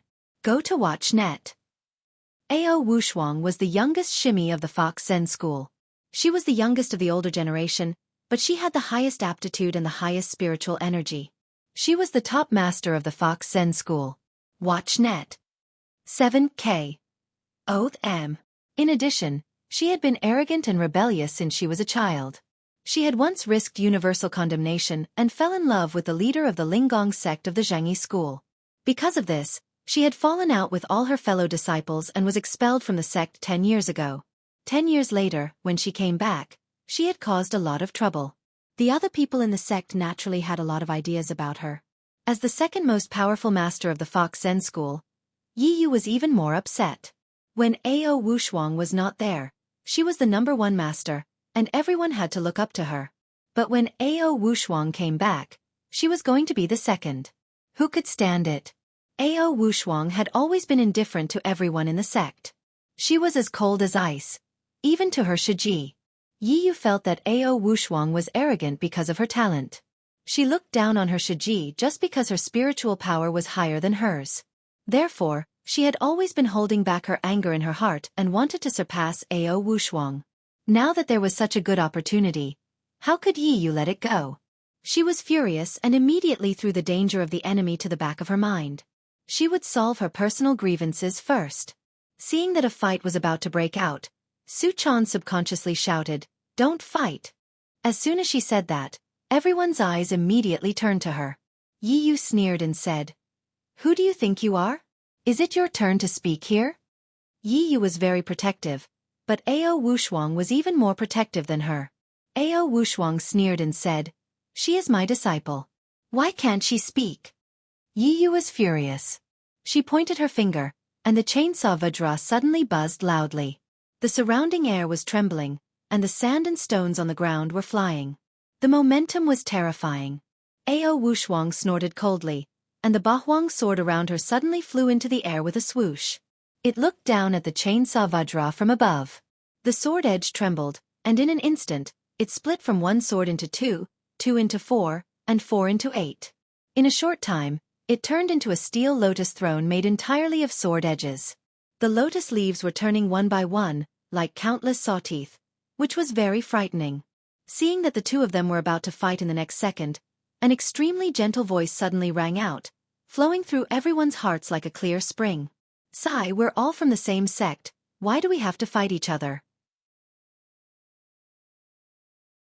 Everyone looked in the direction of the voice and saw a woman in a white Taoist robe with a transparent gauze draped over her shoulders slowly descending from the sky. This woman was extremely beautiful. Her black hair was slanted, and there was a golden hairpin in her black hair. Although she was also a member of the Fox Zen school, she was beautiful and dignified, like a bodhisattva standing on the ground. Her face was solemn and dignified, which made people respect her. Go to see. As soon as Yi Yu saw the woman, she immediately stopped and nodded to her. "Eldest Xueqi." Su Chan stared at the woman and couldn't help asking Ao Wushuang in a low voice, "Master, is this eldest Xueqi?" Ao Wushuang nodded. "Yes, this is your eldest Xueqi, Amoashi." Su Chan exclaimed, "Eldest Xueqi looks like a bodhisattva." There was a rare hint of admiration in Ao Wushuang's eyes. She said, "Eldest Xueqi also cultivates Vajra Buddhism, so she looks solemn and has the bearing of a bodhisattva." Although Amoashi's appearance was no different from that of a young woman in her 20s, her bearing made people feel that she was like an immovable bodhisattva in the world. As soon as she appeared, everyone present bowed to her in unison. After a while, several beautiful women in various costumes flew over. Ao Wushuang said in a low voice, "This is your third Sherbua Zhuang Yiting, fourth Sherbua Zhang Sun Hong, fifth Sherbua Lu Yuahong, and sixth Sherbua Chao Yi." Su Chan looked at them one by one, and finally, Her eyes fell on Emoashi.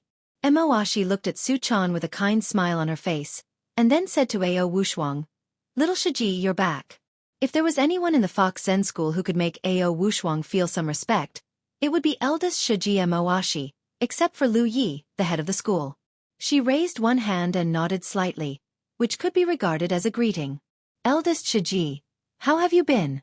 Emoashi smiled and said, "I'm fine. It's good that you're back." As she said this, she turned to look at Yiyu and said softly, "Shiji, when the school is in danger, can't we talk about it later? Aren't you making your friends suffer and your enemies happy?" Yiyu glanced at Ao Wushuang with a sneer.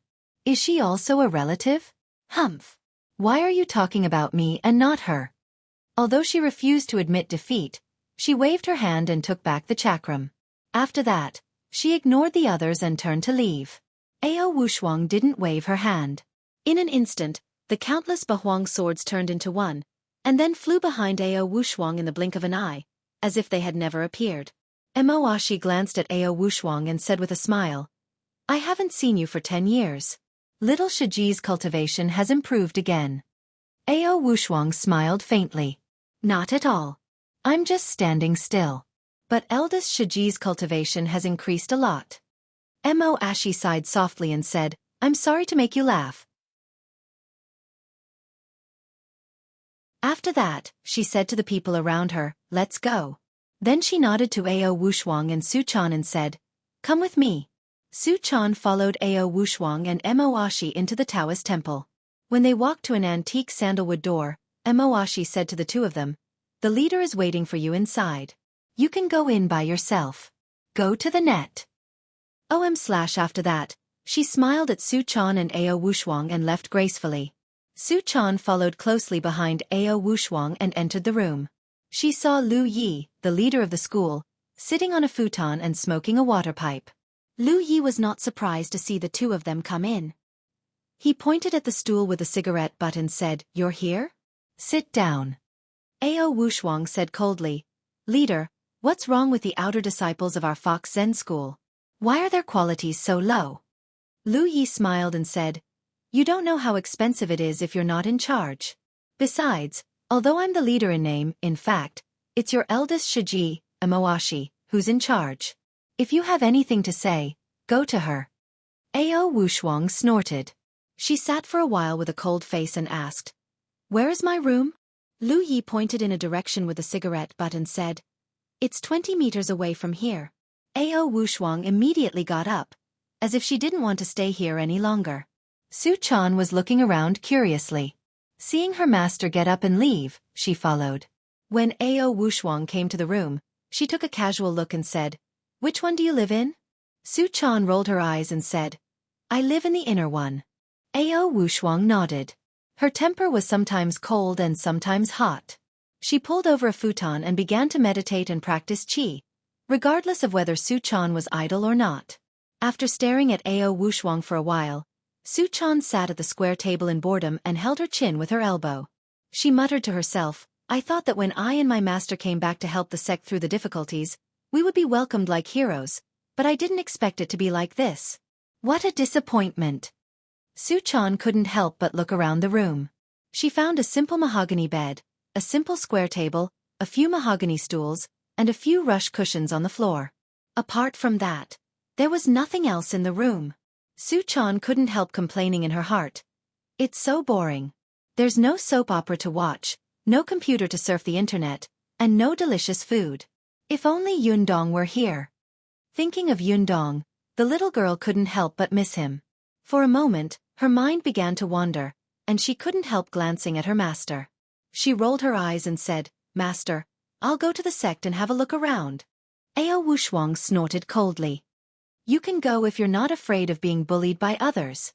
Su-chan giggled and said, "I have my master to support me. I'm not afraid." Although Ao Wushuang didn't open her eyes, there was a smile at the corner of her mouth. She scolded with a smile, "You're glib. Go ahead. Don't be naughty." Su-chan said coquettishly, "Master, I'm not young anymore." After that, she skipped out of the door. After going out, Su-chan ran straight to the room of Lu Yi, the leader of the sect. She ran to the door, but for a moment, she didn't dare to go in. She just poked her head out of the door and looked at Lu Yi, who was smoking a hookah. At first, Lu Yi deliberately pretended not to see Su-chan, but later, when he saw that Su-chan was really pitiful, he couldn't help laughing. "Well, little girl, don't hide there. What do you want from me? You must not have come to the temple for nothing." Su-chan giggled, jumped in front of Lu Yi, the leader of the sect, and said coquettishly, "Grandmaster, the paper crane I saw you with last time was very fun. Can you give me one to play with?" Lu Yi knocked on the hookah and said with a smile, "How did you know that the paper crane was mine?" Su-chan rolled her eyes and said slyly, "I didn't know at first, but now I know." "You devil!" Lu Yi chuckled and spread out his palm. A paper crane the size of a fist flew towards Su-chan. Su-chan was overjoyed and immediately grabbed it in her hand. She was overjoyed and said, "Does it mean that it can go wherever I tell it to go?" Lu Yi glanced at Su-chan and said, "Yes, it's the same as when you use a magical item." Su-chan held the paper crane as if it was a treasure, as if she was afraid that sect leader Lu Yi would go back again. She turned around and ran out. After running out, she turned around and said with a smile, "Sect leader Grandmaster, thank you. You are a good person." Lu Yi chuckled and watched Su-chan's figure disappear at the door, revealing a meaningful smile. Su-chan returned to her room with a paper crane in her hand. When she passed by her master's room, she was careful and did not dare to breathe too much, as if she was afraid of waking up her master. It was not until she returned to her room that she closed the door tightly and let go of the paper crane on the table. As soon as she let go, the paper crane flew out with a whoosh. It twisted its neck and flapped its wings, as if it was uncomfortable being held by Su-chan just now. Su-chan found a pen and moved closer to the paper crane with a smile. She whispered, "Little sweetheart, don't move. I'll write a few words on your body. Help me pass a message to Yun-dong." Seeing that Su-chan was about to write on its body with a pen, the paper crane immediately spread its wings and was about to escape. Su-chan was quick and grabbed it. "You want to run? No way." The paper crane was caught by Su-chan. Seeing that the tip of the pen was getting closer and closer, it couldn't help struggling. Su-chan saw that it was struggling so hard that she couldn't write, so she couldn't help saying, "Don't move. Just write a few strokes." After that, she suddenly had an idea and said, "Ah, I know. You can't write on your body, right?" The paper crane seemed to understand her words and actually nodded its head. Su-chan giggled. "Why didn't you say so earlier?" She thought for a moment, found a piece of paper, wrote a sentence on it, and then put it in the body of the paper crane. She tapped the head of the paper crane with her finger and said, "Hey, you don't want me to write on your body, so I put a note on it. If you lose it for me, hum." After that, Su-chan made a very fierce gesture of tearing the paper. The paper crane was so scared that it shrank its head. Su-chan said, "Alas, my phone was also confiscated by my master. Otherwise, I wouldn't have looked for an unreliable guy like you. Forget it. Now fly to Yundong's side for me. Remember, don't lose the note." After she finished speaking, Jiha looked around with a blank look on her face. Su-chan couldn't help but say angrily, "Hey, why are you in a daze? Hurry up." The paper crane raised its head to look at Su-chan and shook its head vigorously. Su-chan said angrily, "Why don't you want to go?" Then, she grabbed it with both hands, wanting to ravage it. The paper crane was so scared that it struggled hard again. Su-chan saw that it was struggling so hard that the note fell off. She couldn't help but say angrily, "Hey, do you have to be so scared?" As soon as she finished speaking, she suddenly thought, "Oh right, I haven't told it where to go yet." Su-chan patted her forehead. "I'm so stupid." After that, she leaned over to the paper crane and told it the address. Then, she affectionately patted its head and said, "Now you know where it is? Hurry up." The paper crane was afraid of being tossed around by Su-chan, so it quickly spread its wings and flew away. With a whoosh, it disappeared out of the window. Su-chan looked in the direction where the paper crane had gone and couldn't help but feel a sense of longing. I wonder how Yun-dong will react when he sees my note. Will he miss me? What will he write back to me? Just as the little girl was thinking about the sweetness, she couldn't help but reveal a knowing smile on her face. However, when she gradually retracted her infatuated gaze, she swept her gaze across the table and suddenly saw a note with words written on it lying alone on the table. Su Chan's eyes suddenly went blank.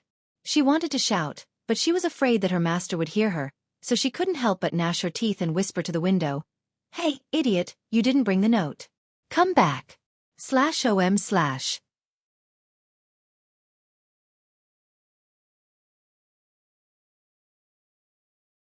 Chapter 2:15. Go to watch net. But the paper crane had already flown far away. How could Su Chan call it back? The little girl was so depressed that she wanted to fly out and chase the paper crane back. But as soon as this idea came to her mind, she heard Ao Wushuang say from the next room, "Chaner, what did you just say?" Su Chan immediately replied embarrassedly, "No, nothing, master." After that, she sat down on her bed gloomily, hugged her knees with her hands, and rested her chin on them. She couldn't help complaining to herself, Su Chan, you are so stupid. It's not easy for you to get a paper crane. Now it's all over. When Yundong gets it, how will he know that I gave it to him?" But after thinking about this, she couldn't help comforting herself. Well, maybe Yundong will understand when he sees it. He should have this tacit understanding with me. While she was thinking about this with resentment, Li Yundong had just returned from class in Tianan City with the psychic fan of 7 treasures on his back. Go to watch net. The latest movies, TV series, and variety shows were all there. As his cultivation deepened, Li Yundong gradually understood the meaning and true meaning of cultivation. Gradually, he began to no longer rely on the car as a means of transportation, but more on his own legs. Whether it was going to school or getting off school, he would run back with his legs carrying the psychic fan of 7 treasures, which weighed more than 50 kilograms. Along the way, he paid attention to adjusting the qi in his body. It could be said that he was cultivating all the time. When he returned home, he opened the door with the key. As soon as he entered the door, he smelled a fragrance. Li Yundong looked around curiously and saw 2 dishes on the table. Li Yundong took a look and saw that the first dish was a vegetable platter stir-fried with celery, lilies, corn kernels, and asparagus. There was no oil in it, and a thin layer of starch juice was poured over it, making it look crystal clear. In addition, these dishes were arranged in a beautiful fan shape. The colors of each dish were clearly layered, making it look beautiful and delicious. It was impossible for a chef to make such a dish. Li Yundong laughed.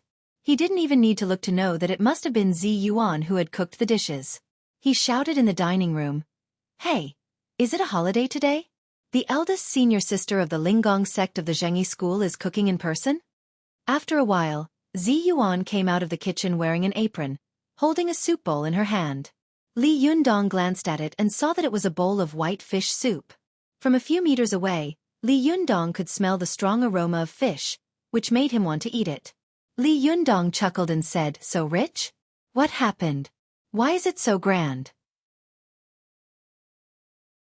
Zi Yuan smiled slightly and said, "You have just begun to practice your magical powers, so you shouldn't focus your attention on trivial matters. Moreover, the divine tribulation will come at any time. You should concentrate all your time on cultivation. Watch net. So, I'll help you with these trivial matters." Li Yundong put away his school bag and the fan of 7 treasures, washed his hands, and walked over to the dining table. "Do I have to pay you?" Zi Yuan took off the apron in front of her and said with a smile, "Can you afford it?"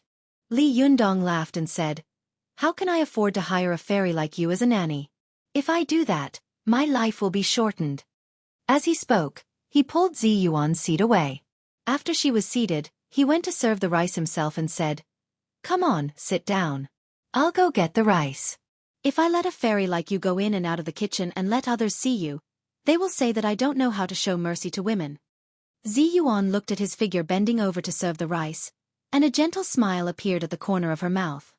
"Are you always so glib to girls?" she asked. Li Yundong filled the bowl with rice and placed it in front of Zi Yuan. He cried out in grievance, "How can I do that? I'm just talking about the matter as it stands. You think too much." Zi Yuan looked at Li Yundong, her eyes fixed and a little complicated. After a while, she sighed in her heart. There is nothing wrong with the world, and people are just making trouble for themselves. Li Yundong, you should know that all people in this world are actually mediocre. Sometimes, they don't know how to tell whether you are heartless or affectionate. But she didn't say this out loud. She just lowered her head and ate her food silently. Zi Yuan was a person who paid great attention to rules. She didn't talk when she was eating, and she didn't talk when she was sleeping. According to Li Yundong's observation, even every step she took seemed to be the same size, as if she had deliberately measured it with a ruler. Except for a few times when she lost control of her emotions and had some normal reactions, most of the time, she looked like a fairy who had descended to the world. Li Yundong chewed and swallowed slowly. He was about to get up to clean up when he heard a knocking sound coming from the window connecting the living room and the balcony. Li Yundong walked over curiously and saw a paper crane beating the French window with its wings as if it were alive. What's going on? Li Yundong opened the door curiously. As soon as the door opened, the paper crane flew into his palm. The paper crane shook its body as if it was trying to shake something out, but after shaking for a while, there was no movement. It turned its head to look at its body, and suddenly, its whole body trembled. Then, its whole body began to tremble. Li Yundong looked at the paper crane, which seemed to be psychic, and suddenly found it interesting. He asked curiously, "Where did you come from?" The paper crane raised its head and looked at him. It was in a daze for a while, then pointed out the window with its wings. "Go to see." Li Yundong asked curiously, "Someone sent you here?" The paper crane nodded quickly. Li Yundong's heart skipped a beat, and he suddenly asked, "Did Chick send you here?" The paper crane didn't know who Chick was. It was at a loss for a while, staying in Li Yundong's palm, not knowing how to react. Li Yundong smiled very confidently. "Yes, you must have been sent here by Chick. Wait here, I'll write a note." As he said this, he went into the room and wrote a note. Then, he put it in the body of the paper crane and said, "Go, take this back with you." This time, the paper crane carefully looked behind it. After making sure that the note was still there, it spread its wings and flew away with a whoosh. Su Chan was waiting anxiously in the room. While she was pacing around, she suddenly saw a white shadow flash by. The paper crane flew back. Su Chan immediately rushed over and grabbed it. She gritted her teeth and said, "You idiot! You bastard! You ran away without a note. Do you want to piss me off?" The poor paper crane was almost out of shape by Su Chan. It struggled hard, its head shaking, and kept pointing at its back with its wings. Su Chan glanced at it and was surprised to find that there was a note in it. She let go of the paper crane and opened the note. It was Li Yundong's familiar handwriting. "Chick, is that you?" Su Chan was so happy that her chest almost exploded. She subconsciously wanted to let out an excited scream, but as soon as the sound reached her throat, it was abruptly stopped. She covered her mouth with her palm, as if trying to stop the sound from coming out. After a while, the girl nervously glanced through the crack of the door at her master outside. Seeing that she was still quietly meditating, she was relieved. Su Chan's eyes turned into crescent moons. She held the note with both hands as if it was the most precious treasure in the world. She was full of joy and thought, "Yundong is Yundong. He guessed it was me. Hee hee." She giggled at the note for a while, then suddenly remembered something. "Oh, I was too happy and forgot to reply." She quickly rushed to the table, picked up a pen, and wrote a note. Then she stuffed the note into the body of the paper crane and whispered kindly, "Good girl, I misunderstood you just now. I'm sorry." The poor paper crane was trying to smooth out the wrinkles on its body caused by Su Chan's pinching with its mouth and wings. It raised its head, as if it was too angry to ignore Su Chan and proposed to go on strike. Su Chan suddenly said angrily, "If you don't fly over quickly, I'll tear you apart." The paper crane was shocked. It looked at Su Chan with its head shrunk, and finally flew out helplessly. The speed of the paper crane was extremely fast. Li Yundong only felt that he had waited for about half an hour before the paper crane flew back. Li Yundong was overjoyed. He held the paper crane, took out the note and glanced at it. It was indeed a letter from Su Chan.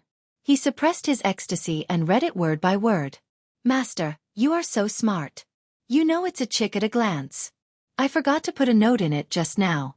You won't blame me for being stupid, will you? By the way, I'm going back to the sect with my master now. You don't have to worry about me. How about you? How are you?" Li Yundong smiled and wrote a few lines on the back of the note, then clipped it to the back of the paper crane and told it to take it back. Li Yundong watched as the paper crane flapped its wings and flew away. He felt that in this era of the explosion of the internet, it was quite interesting for him and Xueqi to send a letter from thousands of miles away. When Xueqi received the paper crane, she couldn't wait to take out the note. It read, "Of course. I told you that our hearts are connected. Your master has already succeeded in the Xueqi phase. Once I pass the heavenly tribulation, I'll come and pick you up. From then on, you can travel the world and laugh at the Jianghu." Xueqi read the note over and over again. She was so happy that she felt like her heart was about to explode. After a while, she picked up the pen and wrote a few lines on the note, but she felt unsatisfied, so she crushed it and threw it aside. She picked up the pen again and wrote a few more lines. She looked at it again and again, but still felt unsatisfied, so she threw it away. She repeated this a few times, and the room was filled with paper scraps. Finally, Xueqi smiled mischievously and wrote over and over again, "Master, if you continue my next sentence, I'll believe that our hearts are connected." At this point, Xueqi wanted to write the first half of a poem, but just as she was about to start writing, she suddenly thought, "What if I can't continue this poem? What should I do? Won't I be making a fool of myself?" She thought about it for a long time, and finally, her eyes lit up. She tore the note and wrote a line on a new one. After Li Yundong received the letter by flying crane, he opened the note and saw a line of affectionate words written on it. "If the love between two people lasts for a long time." Logically speaking, there should be another sentence below. Li Yundong knew that this was Qin Guan's famous sentence throughout the ages, but the following sentence was written on the note. Li Yundong understood and smiled. He was about to write, but his heart skipped a beat. He immediately smiled evilly and wrote a line of words. By the time the poor paper crane flew back, it was already dark. As soon as it got into Xueqi's room, it lay on the table and refused to get up again. Xueqi ignored it and rushed to open the note first. As soon as she opened the note and glanced at it, she suddenly burst into laughter.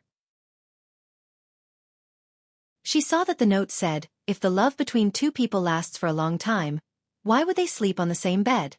Xueqi smiled so hard that her eyes narrowed into a line. She whispered, Master, you're still thinking of playing tricks on me from so far away." Looking at the note, the little lass giggled for a moment, and then fell into a daze with a sweet expression on her face. Her soft little heart had long been filled with something called happiness and sweetness. It was as if secretly passing a few notes to the person she loved from thousands of miles away was already the greatest happiness in the world.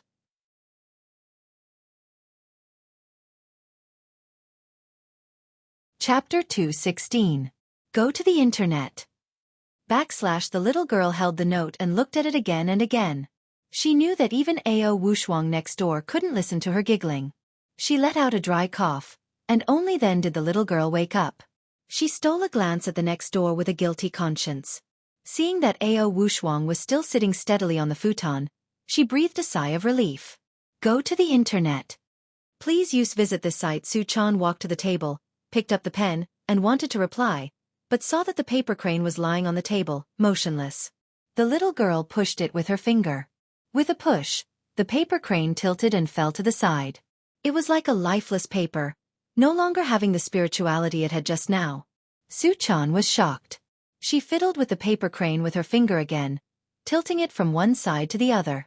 She said nervously, "Hey, why are you pretending to be dead?" But no matter how hard she fiddled with it, the paper crane did not respond at all. Xueqi muttered to herself in disappointment, "No way! What's going on?" She was full of doubts when Ao Wushuang, who was outside the room, snorted coldly and said, "The power of the paper crane is limited." "It has no power, idiot." Xueqi was shocked and subconsciously hid the paper crane and the note.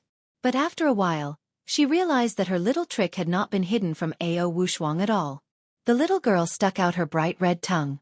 She gently opened the door, stuck her head out, and said weakly, "Master, you know everything?" Ao Wushuang didn't even raise her eyelids. She snorted coldly and said, "How can you hide it from me?" Xueqi had been taught a lot by Ao Wushuang, so she was obviously thick-skinned. She giggled shamelessly and said, "Master, why didn't you stop me?" Ao Wushuang snorted and said, "Is it useful? You are in Chao's camp, but your heart is in another's." Xueqi ran out of the room, pulled Ao Wushuang's arm, and said coquettishly, Master, let me go back. Ao Wushuang opened her eyes and shouted coldly. No, the heavenly tribulation is coming soon. Are you going to die? Su Chan pouted. When will the heavenly tribulation come? I've been anxiously waiting for you every day. Ao Wushuang said coldly. Soon, it won't take long. Don't worry. Su Chan rolled her eyes and smiled again. Master, you will help him, won't you? Ao Wushuang snorted. Her face was cold and she did not say anything. To watch the net. 7K.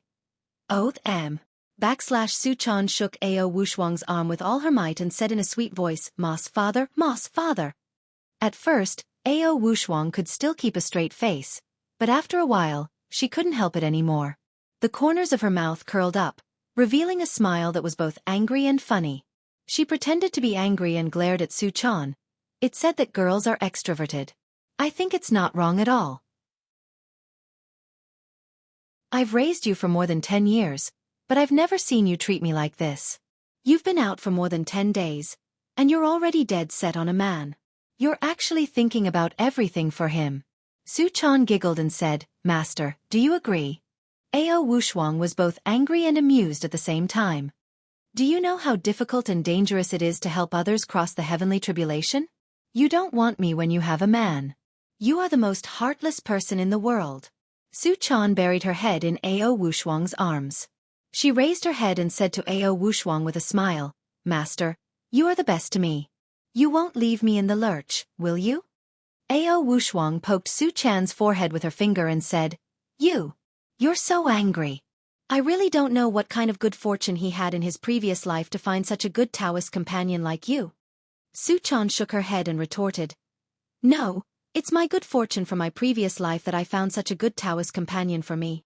After that, she jumped out of Ao Wushuang's arms and knelt on the futon. She put her palms together and said with a smile, Buddha said that if you break a wooden fish in your previous life, you can cultivate a fate in your next life. I think I must have smashed 100 wooden fish before I met a good person like Yun Dong. Ao Wushuang snorted and said, You'd better not change your mind. Otherwise, humph. Su Chan jumped up and retorted loudly, No, Yun Dong will not change his mind. I believe in him. Ao Wushuang looked at Su Chan lovingly and pitifully. She seemed to have thought of something and sighed slightly. She said in a low voice, I thought the same way back then. Su Chan, don't follow my old path. Su Chan heard Ao Wushuang whisper something, but she couldn't hear it clearly, so she asked, Master, what did you just say? Ao Wushuang sighed and shook her head. Nothing, I will help him, but wait until the heavenly tribulation is coming. When Su Chan heard this, she jumped up with joy and didn't have time to ask what Ao Wushuang had just said. In her opinion, as long as her master took action, there would be nothing to worry about. At the same time, in the distant Tianan city, after the paper crane had flown away, Li Yundong had been sitting on the balcony in a daze, waiting for the paper crane to fly back. However, he waited until late at night, but he still didn't see a message from the paper crane. Go to the internet. 7K. Oath M. Li Yundong walked into the house from the balcony in disappointment. He sighed to himself and said with a wry smile, In this era of computers and the internet, I'm still using the most primitive communication method with this girl. It's really weird. I don't know where Chick is. Li Yundong was in a daze at the door of the balcony for a while. It was not until Ziyuan greeted him that he woke up as if he had just woken up from a dream. I'm going back, Ziyuan said. Li Yundong responded and opened his mouth. He was about to ask, Don't you often spend the night here? But when he was about to say it, he felt that it was inappropriate, so he closed his mouth again. Seeing that he didn't say anything, Ziyuan went out and gently closed the door. After she went out, Li Yundong felt that the room was empty and he was alone. He glanced around and saw that everything in the room had been cleaned up by Ziyuan. The table was covered with a tablecloth, which made it look clean and neat. There was a teacup with warm water on the table, and a note under the teacup. Li Yundong walked over and took a look, only to see that it said, The heavenly tribulation is coming soon. Don't be distracted. Li Yundong's expression turned cold. He put the note back in its original position, pressed it with a bowl, and drank a mouthful of water. As soon as the water entered his stomach, Li Yundong felt a warm feeling flowing in his blood. The top of his head seemed to be a little transparent, and the nidin in his lower abdomen was vaguely much stronger. No way. Drinking a cup of water can strengthen the shentong? Li Yundong suddenly felt a little strange, but he didn't know what the reason was for a while. Li Yundong thought for a while, but couldn't come up with an answer. So he sat down cross-legged in the living room alone. He practiced qi until dawn. Then, carrying the fan of the 7 treasures on his back, he walked toward the school. His legs were as fast as the wind, and he didn't care about the sidelong glances of the passers-by. His speed was not much slower than the speed of a bus, and it only took him half an hour to reach the school. As soon as he entered the school gate, he found that all eyes were on him. In the past, 7 or 8 out of 10 people in the school recognized Li Yundong, but there were always 2 or 3 who didn't care about the world.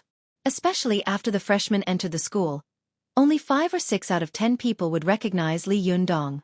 But now, 9 out of 10 people knew Li Yundong. As soon as Li Yundong entered the school gate, his iconic black cloth wrapped around the fan of the 7 treasures attracted everyone's attention. The students whispered to each other.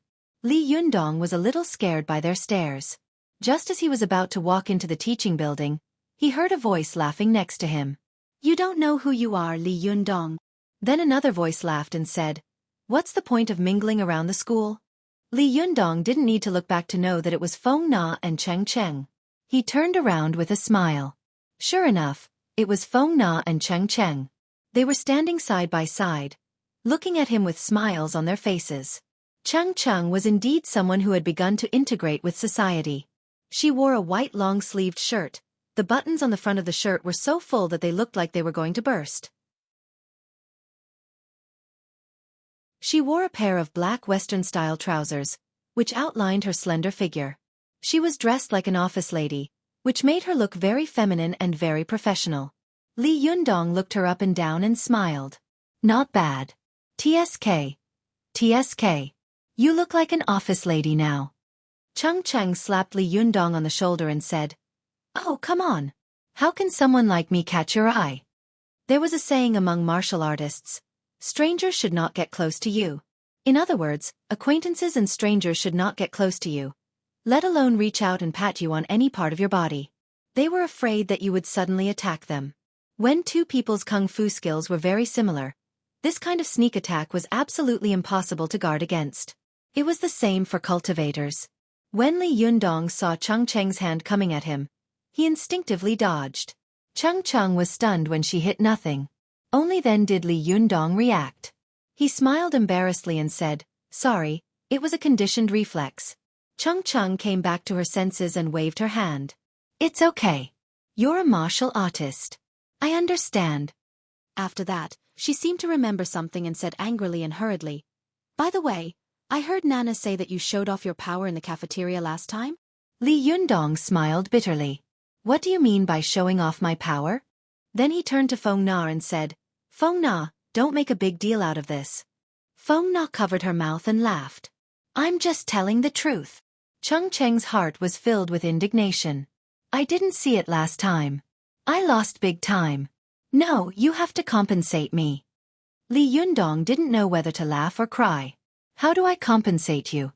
Feng Na and Cheng Cheng looked at each other, and there was a hint of success in their eyes. Feng Na smiled and said, "I'll ask you to move the table. After all, you're so strong." Li Yundong laughed. "Hey, you're just looking for a strong man, you know? Dangua doesn't do that anymore." Cheng Cheng laughed. "Dangua doesn't do that anymore, but we in the Celestial Empire do. Cut the crap and come with us at noon." Li Yundong shook his head and nodded helplessly at Cheng Cheng and Feng Na. "I really don't know what to do with you two." "Well, we'll talk about it at noon. I have classes in the morning." After saying that, he walked into the school building. After a few steps, he found Feng Na and Cheng Cheng following behind him. "Why are you following me?" he asked curiously. "Are you afraid that I'll run away?" Feng Na smiled and said, "There's no class today, so the 2 of us will compromise and be your bodyguards today." Li Yundong didn't know whether to laugh or cry. Who's protecting who? He shook his head and walked toward the classroom. As soon as he entered, he saw Ding Nan walking toward him. "Do you want to know where Xueqi is?" she asked coldly.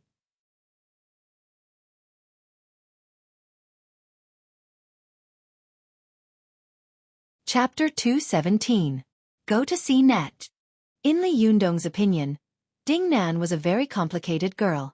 She was very smart, knew what she wanted, and knew how to get it. She was good at expressing her emotions and showing the most beautiful parts of her body. Go to see Net. Please use visit home station. She had the vanity of a woman's natural yearning to worship money and power, but in her heart, she still retained a little bit of innocence that a 20-year-old girl should have. She was like a person at a crossroads. If she went a little to the left, she would be an innocent little girl, but if she went a little to the right, she would be a hypocritical and vain woman. Li Yundong was stunned by Ding Nan's words. He subconsciously asked, "Do you know where Xueqi is?" Ding Nan looked at Li Yundong with a complicated look in her eyes. Her expression was cold, as if she still couldn't forget the unintentional hurt that Li Yundong had caused her last time. "Of course I do." Li Yundong asked, "Where is she? Why doesn't she come to school?" Ding Nan sneered. "I'm afraid that she won't be able to come to school ever again." Li Yundong was shocked. His heart skipped a beat. "She won't be involved in my affairs, will she?" Seeing Li Yundong's nervous expression, Ding Nan felt even more uncomfortable. She sneered and said, "What's wrong? Are you worried? Are you worried?" "She is my friend," Li Yundong said seriously. "Isn't it natural for me to care about her?" Ding Nan's heart was filled with jealousy. "Yes, she is your friend," she said coldly. "That's because she used to be rich and powerful." "Humph, I'd like to know how you'll treat her if she suddenly has no money or power." Li Yundong, never look at how much money a person has in their wallet," Li Yundong said in a low voice. "You have a powerful family background." Cheng Cheng couldn't help but chime in, "That's right. Li Yundong is not a snob." Feng Na nodded vigorously as well. Ding Nan couldn't help but feel angry. "Well, so I'm a snob?" She glared at Cheng Cheng and Feng Na and said coldly, "Hypocrite." Cheng Cheng was furious. Just as she was about to let loose a torrent of abuse, Feng Na pulled her back and shook her head. "Ding Nan, I don't care what the people around me think of me, but Xueqi is my friend. She was my friend when she was rich and powerful. Now that she's out of money and power, she's even more of a friend. If you know her whereabouts, please tell me. I will be very grateful." Ding Nan couldn't help but look Li Yundong's face up and down, as if she was observing the real world in his heart when he said those words. Ding Nan had been scheming and scheming against others all day long. She did not believe that there was anyone in the world who was not greedy for power. Watch Net. Therefore, in her opinion, what Li Yundong had said must have been hypocritical and polite words. Although Ding Nan was good at observing people's expressions, she couldn't see the slightest bit of hypocrisy in his eyes and face. She couldn't help but feel a little shaken. Could it be that he really doesn't care about these things? How could this be? How could there be such a person in this world? Ding Nan sneered. "I'll give you 1 day. Think about it carefully. I'll tell you where she is in a day." Then, she turned around and walked to the back of her seat. She sat down and looked at Li Yundong coldly. She sneered in her heart. "I want to see what kind of expression and reaction you'll have when you see her. When she was in power, everyone was trying to get close to her. Now that she's out of power, everyone is avoiding her. I want to see what kind of choice you'll make in a day." "Hey, what's wrong with her?" Li Yundong's heart skipped a beat. He wanted to chase after Ding Nan and ask her about it, but Ding Nan ignored him and sat back in her seat. Li Yundong had no choice but to walk to the back of the classroom and sit down. Feng Na and Cheng Cheng looked at each other and sat down as well. Li Yundong thought for a while in the back of the classroom and said, "No, I have to ask her." "Li Yundong, it's not like you haven't dealt with Ding Nan before," Feng Na said. "She won't let go once she's set on something. You won't be able to ask her. She'll tell you in 2 days. Don't worry." Cheng Cheng was stunned by Ding Nan's words before. She sneered and said, "Who knows if she's bluffing and deliberately stirring up trouble to attract your attention? She's been at odds with Xueqi for a long time. How could she possibly know where Xueqi is?" Li Yundong shook his head. "No. Ding Nan has been with Xueqi for a long time. She has accumulated a lot of connections and resources. She must have her own information sources and channels. If Xueqi is not around, she is the most well-informed person in this school. Even so, there's no need to be anxious. The more anxious you are, the the happier she will be and the less she'll tell you. Feng Na said. Cheng Cheng quickly fanned the flames and said, That's right, that's right. Li Yundong thought for a moment and let out a long sigh. That's all we can do. I hope Xueqi is fine. Although he said so, his brows were tightly furrowed. He felt as if there was a stone wall in his chest, which made him very uncomfortable. Feng Na saw the worry on his face, so she smiled and changed the topic. By the way, Cheng Cheng, how's your work going? She said, winking at her. Cheng Cheng was a little confused at first. Didn't I tell you about work a long time ago? Why are you asking again? She thought. But when she saw Feng Na winking at her, she immediately understood. She pretended to be indignant and said, Don't mention it. I'm so angry. Li Yundong's attention was indeed attracted. He asked in confusion, What's wrong? Cheng Cheng said angrily, That perverted father of mine only knows how to stare at my chest all day long. Yesterday, he touched my leg and said that he wanted to talk to me about work tonight. Go to Kanban. / what work do I have to talk to him about? He's just trying to take advantage of me, isn't he? Li Yundong was angry when he heard this. He frowned and said, You didn't beat him up? Cheng Cheng covered her mouth and laughed. Do you think I'm as good as you? If I had even 10% of your skills, he wouldn't be a man for the rest of his life. Besides, what could I do to him? He's the boss, so I couldn't sue him. I could only resign and say goodbye to him. Li Yundong sighed. It's so hard to find a good job these days. Cheng Cheng laughed. Li Yundong, you can open your own company in the future. We'll follow you. As she said this, Feng Na nodded like a chick pecking at rice. That's right. You don't have the heart to let those perverted bosses bully us, do you?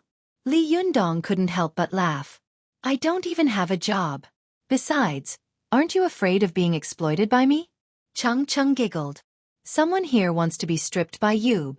Feng Na's face turned red. She pounced on Cheng Cheng and pinched her hard. What nonsense are you talking about? Li Yundong watched the two girls fight. The weather was still very hot at this time, and the two girls were not wearing much. This fight really made their bodies fly together, and their waists and breasts were the same color. Li Yundong felt a little embarrassed. He looked straight ahead and coughed dryly. Hey, the teacher is here. Only then did Feng Na and Cheng Cheng sit up straight, their faces flushed red. Li Yundong saw that the two girls were silent, and the atmosphere was very awkward. He said in a low voice, How about I go to Xueqi or Yin Mengfan and see if there are any jobs that are suitable for you? Cheng Cheng was overjoyed. She was about to say something, but Feng Na said, No, we don't know them well. Cheng Cheng and Feng Na were close friends. As soon as Feng Na finished speaking, Cheng Cheng knew what she was thinking. She looked at Feng Na and couldn't help but sigh in her heart. Nana, in the end, you still don't want to give up this competition. Li Yundong didn't know what the girl was thinking. Seeing that Feng Na had refused, he didn't force her. He just smiled and said, Forget it. But I do have plans to start a small business in the future. If I need help, I'll come to you. Feng Na and Cheng Cheng were overjoyed. Really? They asked in unison. Li Yundong wanted to tease them. No, he said with a straight face. Feng Na and Cheng Cheng's faces immediately fell. They said in unison. When the class was over and they finished eating, Li Yundong was dragged by Feng Na and Cheng Cheng to move the tables. When he arrived at the small auditorium, Li Yundong found that there were already a lot of people sitting inside. He asked curiously, Why are there so many people at this hour? He glanced around and saw that the podium and tables were already in place. There was no need for him to move them. Li Yundong asked in confusion, Didn't you say that you wanted me to move the tables? Where can I move the tables? Feng Na laughed and said, I was just teasing you. How could I let a famous person like you move the tables? I was afraid that you wouldn't come to my campaign speech, so I made an extra move to get you here. Li Yundong didn't know whether to laugh or cry. I said that I would come, so I will. Feng Na made a face at him and said, That's not necessarily true. You are a famous person now. You are too busy to show your face. As she spoke, the students around them looked at Li Yundong with eager eyes, as if to prove that she was right. Some of the students couldn't help but whisper to each other as they looked at Li Yundong. After a while, one of the students shouted, "Boss, we want to watch Living with a Stewardess." As soon as the words left his mouth, another voice shouted, "I want it uncensored." Then, a third voice said, "Boss, you didn't finish it last time. Let's finish it this time." Li Yundong was dumbfounded and didn't know whether to laugh or cry. Then, he saw the boys among the crowd shouting, "We want to see the stewardess, we want to see the stewardess." Li Yundong saw that their voices were in sync, like a chorus, and it was very F***king rhythmic. Some of them were even clapping and stamping their feet. "Damn! Do you think there's a concert here?" Li Yundong was about to speak when he suddenly heard a voice in the crowd shouting, "Stewardess, stewardess, stewardess." Then, almost everyone in the small auditorium, regardless of gender, followed suit and shouted in unison, "Stewardess! Stewardess! Stewardess!" Li Yundong was so angry that he laughed out loud. Empty my ass. He was a cultivator with a strong aura. Although he didn't speak loudly, his voice was still clearly heard by everyone. Suddenly, the small auditorium fell silent. The silence only lasted for a while before another voice shouted, "No hair, no horse. No hair, no censored." Then the crowd shouted in unison, "No hair, no horse. No hair, no horse." Feng Na and Cheng Cheng were amused by the scene in front of them and laughed wildly, rolling on the ground with their hands covering their stomachs. Li Yundong couldn't help but laugh as well. After laughing for a while, he suddenly forced himself to stop laughing and deliberately put on a righteous face. He put his palms together and said, "Amitba, this poor monk has stopped watching porn for many years. Benefactors, you can stop now." Li Yundong's Buddhist chant was clear and loud, and his powerful and magnetic voice echoed in the small auditorium. For a moment, the voices of the crowd were suppressed, and the small auditorium became quiet again. Seeing that the crowd had finally quieted down, Li Yundong also breathed a sigh of relief. Just as he was about to find a place to sit down, he suddenly heard someone in the crowd say, "Good, good. It turns out that the master has cultivated to the point where he has seen all the porn in the world and has no horse in his heart. Amitba, sex is emptiness, and emptiness is sex. Good, good, good." As soon as the voice finished speaking, a burst of crazy laughter suddenly broke out in the small auditorium. The sound almost lifted the roof. Li Yundong couldn't help but curse in his heart, F***ck, what kind of a group of stupid people are they? Chapter 218. Go to the Internet. / Li Yundong hadn't expected that the people in the auditorium would still remember the flight attendant incident so vividly. It had been more than 2 months, but they could still make such a big fuss about it. This bunch of idiots. They really don't want to cause a scene. Li Yundong rolled his eyes at everyone in the room, especially at Feng Na and Cheng Cheng, who were laughing so hard that they almost passed away. He threw a pair of huge health balls at them. Go to the Internet. Go to the Internet. Go to the Internet. Normally, when these students saw Li Yundong, none of them dared to come up to him and flirt with him like this. This was because Li Yundong's aura was too strong, and his legendary deeds were too powerful. It made him look like a god that no one dared to approach. But at this time, the students all realized that there was no doubt that this guy was a mortal like them. Li Yundong was made fun of for a while. When he saw Feng Na and Cheng Cheng laughing so hard that they were about to pass out, he couldn't help but say, "Hey, if you guys keep laughing, I'm leaving." Feng Na rubbed her stomach and waved her hands in pain. "My stomach hurts. I'm laughing so hard. I can't breathe," she moaned. Cheng Cheng was also laughing so hard that she couldn't breathe.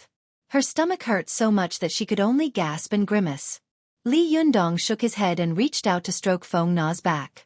Feng Na suddenly felt warm all over, as if a warm current was flowing into her back, smoothing out her breathing and stopping her laughter. Cheng Cheng saw that Feng Na was obviously getting better. She grabbed Li Yundong's arm and pointed at herself. Although she was smiling, there was pain in her eyes, and she couldn't say anything. Li Yundong followed her example and stroked her back. Immediately, she felt her breath come back to her body. Feng Na and Cheng Cheng finally caught their breath. They touched their chests in shock and looked at each other. Suddenly, they felt like laughing again. Li Yundong quickly threatened, "Hey, if you guys keep laughing, I'm really leaving." I don't care if you guys die of laughter. Feng Na held back her laughter and said, look at how high your social prestige is. It's a good thing you're not running for president of the student council. Otherwise, I wouldn't have any hope. Li Yundong rolled his eyes at her and said, I think it will be a little difficult for you to be elected as the president of the student union. Feng Na smiled and said, no, what happened just now made me feel that I will definitely be elected as the student council president. Li Yundong laughed and said, if you can become the president of the student union, I will definitely help you perform well in your show. Feng Na couldn't help but say, wow, so you're planning on not putting in any effort? Li Yundong smiled and said, wrong, I was going to stand you up. Feng Na laughed and scolded, Li Yundong, you're such a sly old fox. Fortunately, this old man is wise and powerful. Otherwise, wouldn't I cry myself to death? Li Yundong smiled and was about to speak when he suddenly saw two familiar figures enter the auditorium from the corner of his eye. Li Yundong turned his head and saw Ruan Hongling walking into the small auditorium, followed by Yan Hua, who was smiling all the way. To watch the net. Ruan Hongling entered the small auditorium and glanced around. When her eyes fell on Li Yundong, she was stunned and quickly walked over.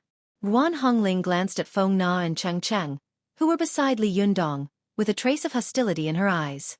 She lowered her voice and said, what are you doing here? Although Li Yundong had a lot of conflicts with this girl, it was not good to fall out with her here. He asked back, what are you doing here again? Ruan Hongling was slightly angry and said, the heavenly tribulation is coming.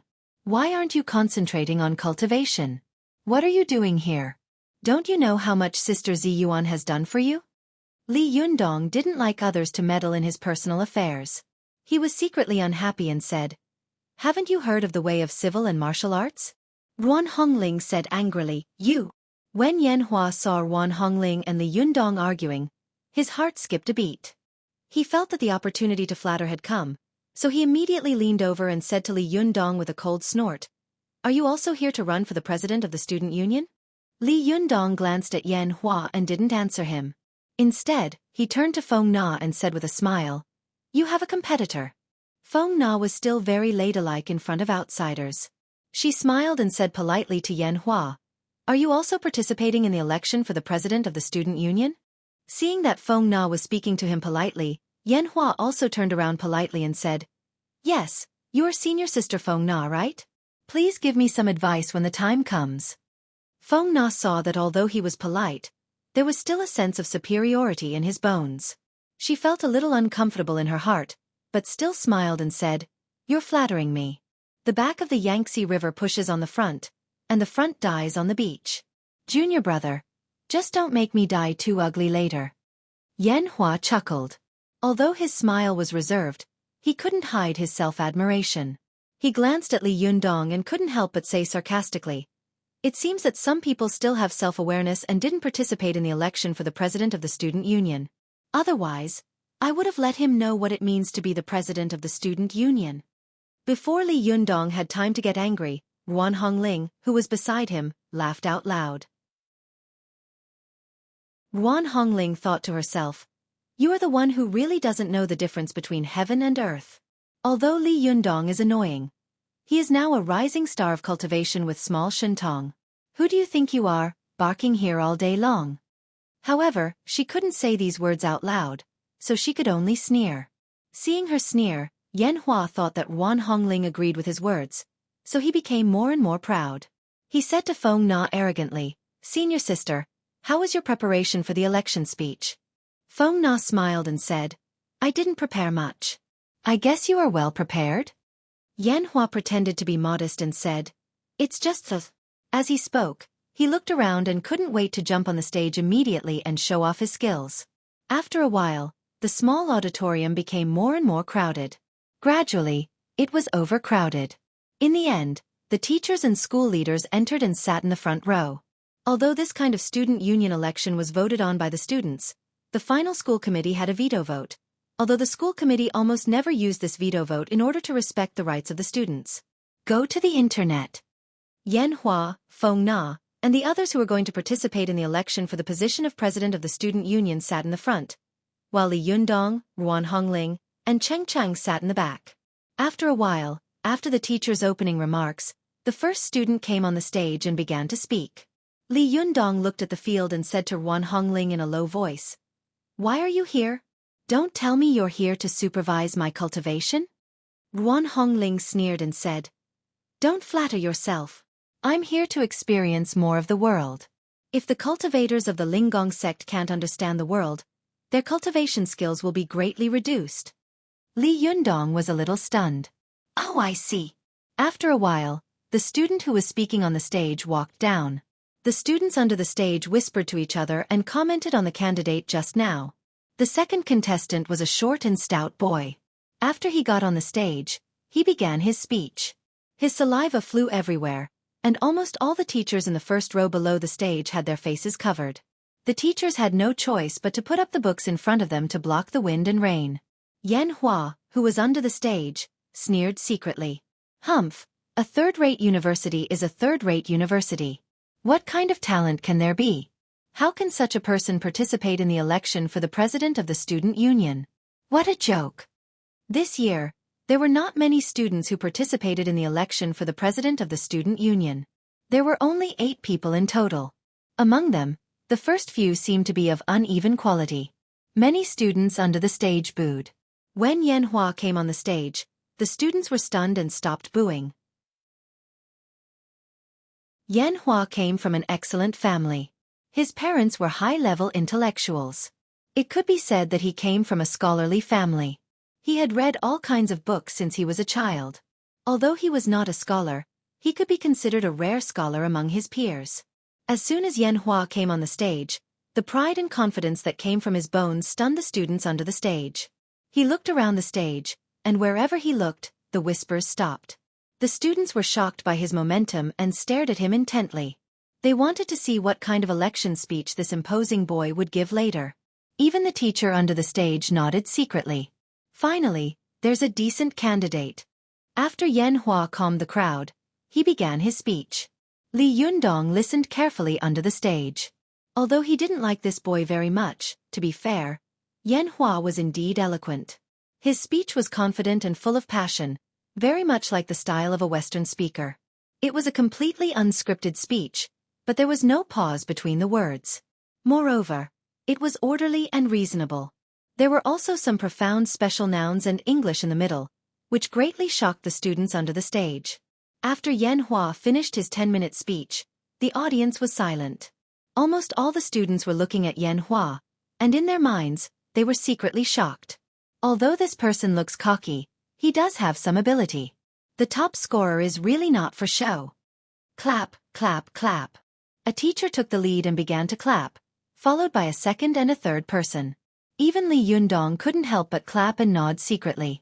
Cheng Cheng couldn't help but say angrily, "No way, you actually defected to the enemy? Have you forgotten how this guy mocked you?" Li Yundong chuckled and said, "I don't know what kind of person he is, but his speech was really good. He deserves my applause." Cheng Cheng was angry with Li Yundong. She rolled her eyes and said, "Okay, you're a big man. I think Nana's election will be difficult later. Damn it, I feel uncomfortable when I think about this guy being the president of the student union. Hey, can you stand him being the president of the student union? You're so cocky now. Won't you be cocky when the time comes?" Li Yundong smiled slightly. "What does it have to do with me who is the president of the student union? Of course, I personally support Feng Na being the president." Cheng Cheng said angrily, "Are you an idiot? If you let him be the president of the student union, will you still have a good life? Won't he make things difficult for you all day long?" Li Yundong smiled non-committally, but in his heart, he was very disapproving. "Are you kidding me? I'm a cultivator. Why would I be afraid of a president of the student union? Isn't this just a joke?" Just as he was secretly snorting, Feng Na had already walked onto the stage. She was wearing a light yellow dress with a light blue belt around her waist. Her long hair was draped over her shoulders. She looked simple and elegant. After Feng Na went on stage, her beautiful eyes sparkled. She glanced around the field with a charming smile, and the whispers under the stage slowly faded away. Yan Hua looked at Feng Na with his arms crossed in front of his chest. In his heart, he was proud of a winner. He didn't think that the other party could surpass him. At the same time, he was a little curious. I wonder what kind of election speech this senior sister will give. You're tuning in to the Xueqi's Martial Arts Saga YouTube channel. Don't forget to subscribe and join us on this journey to catch the most captivating stories.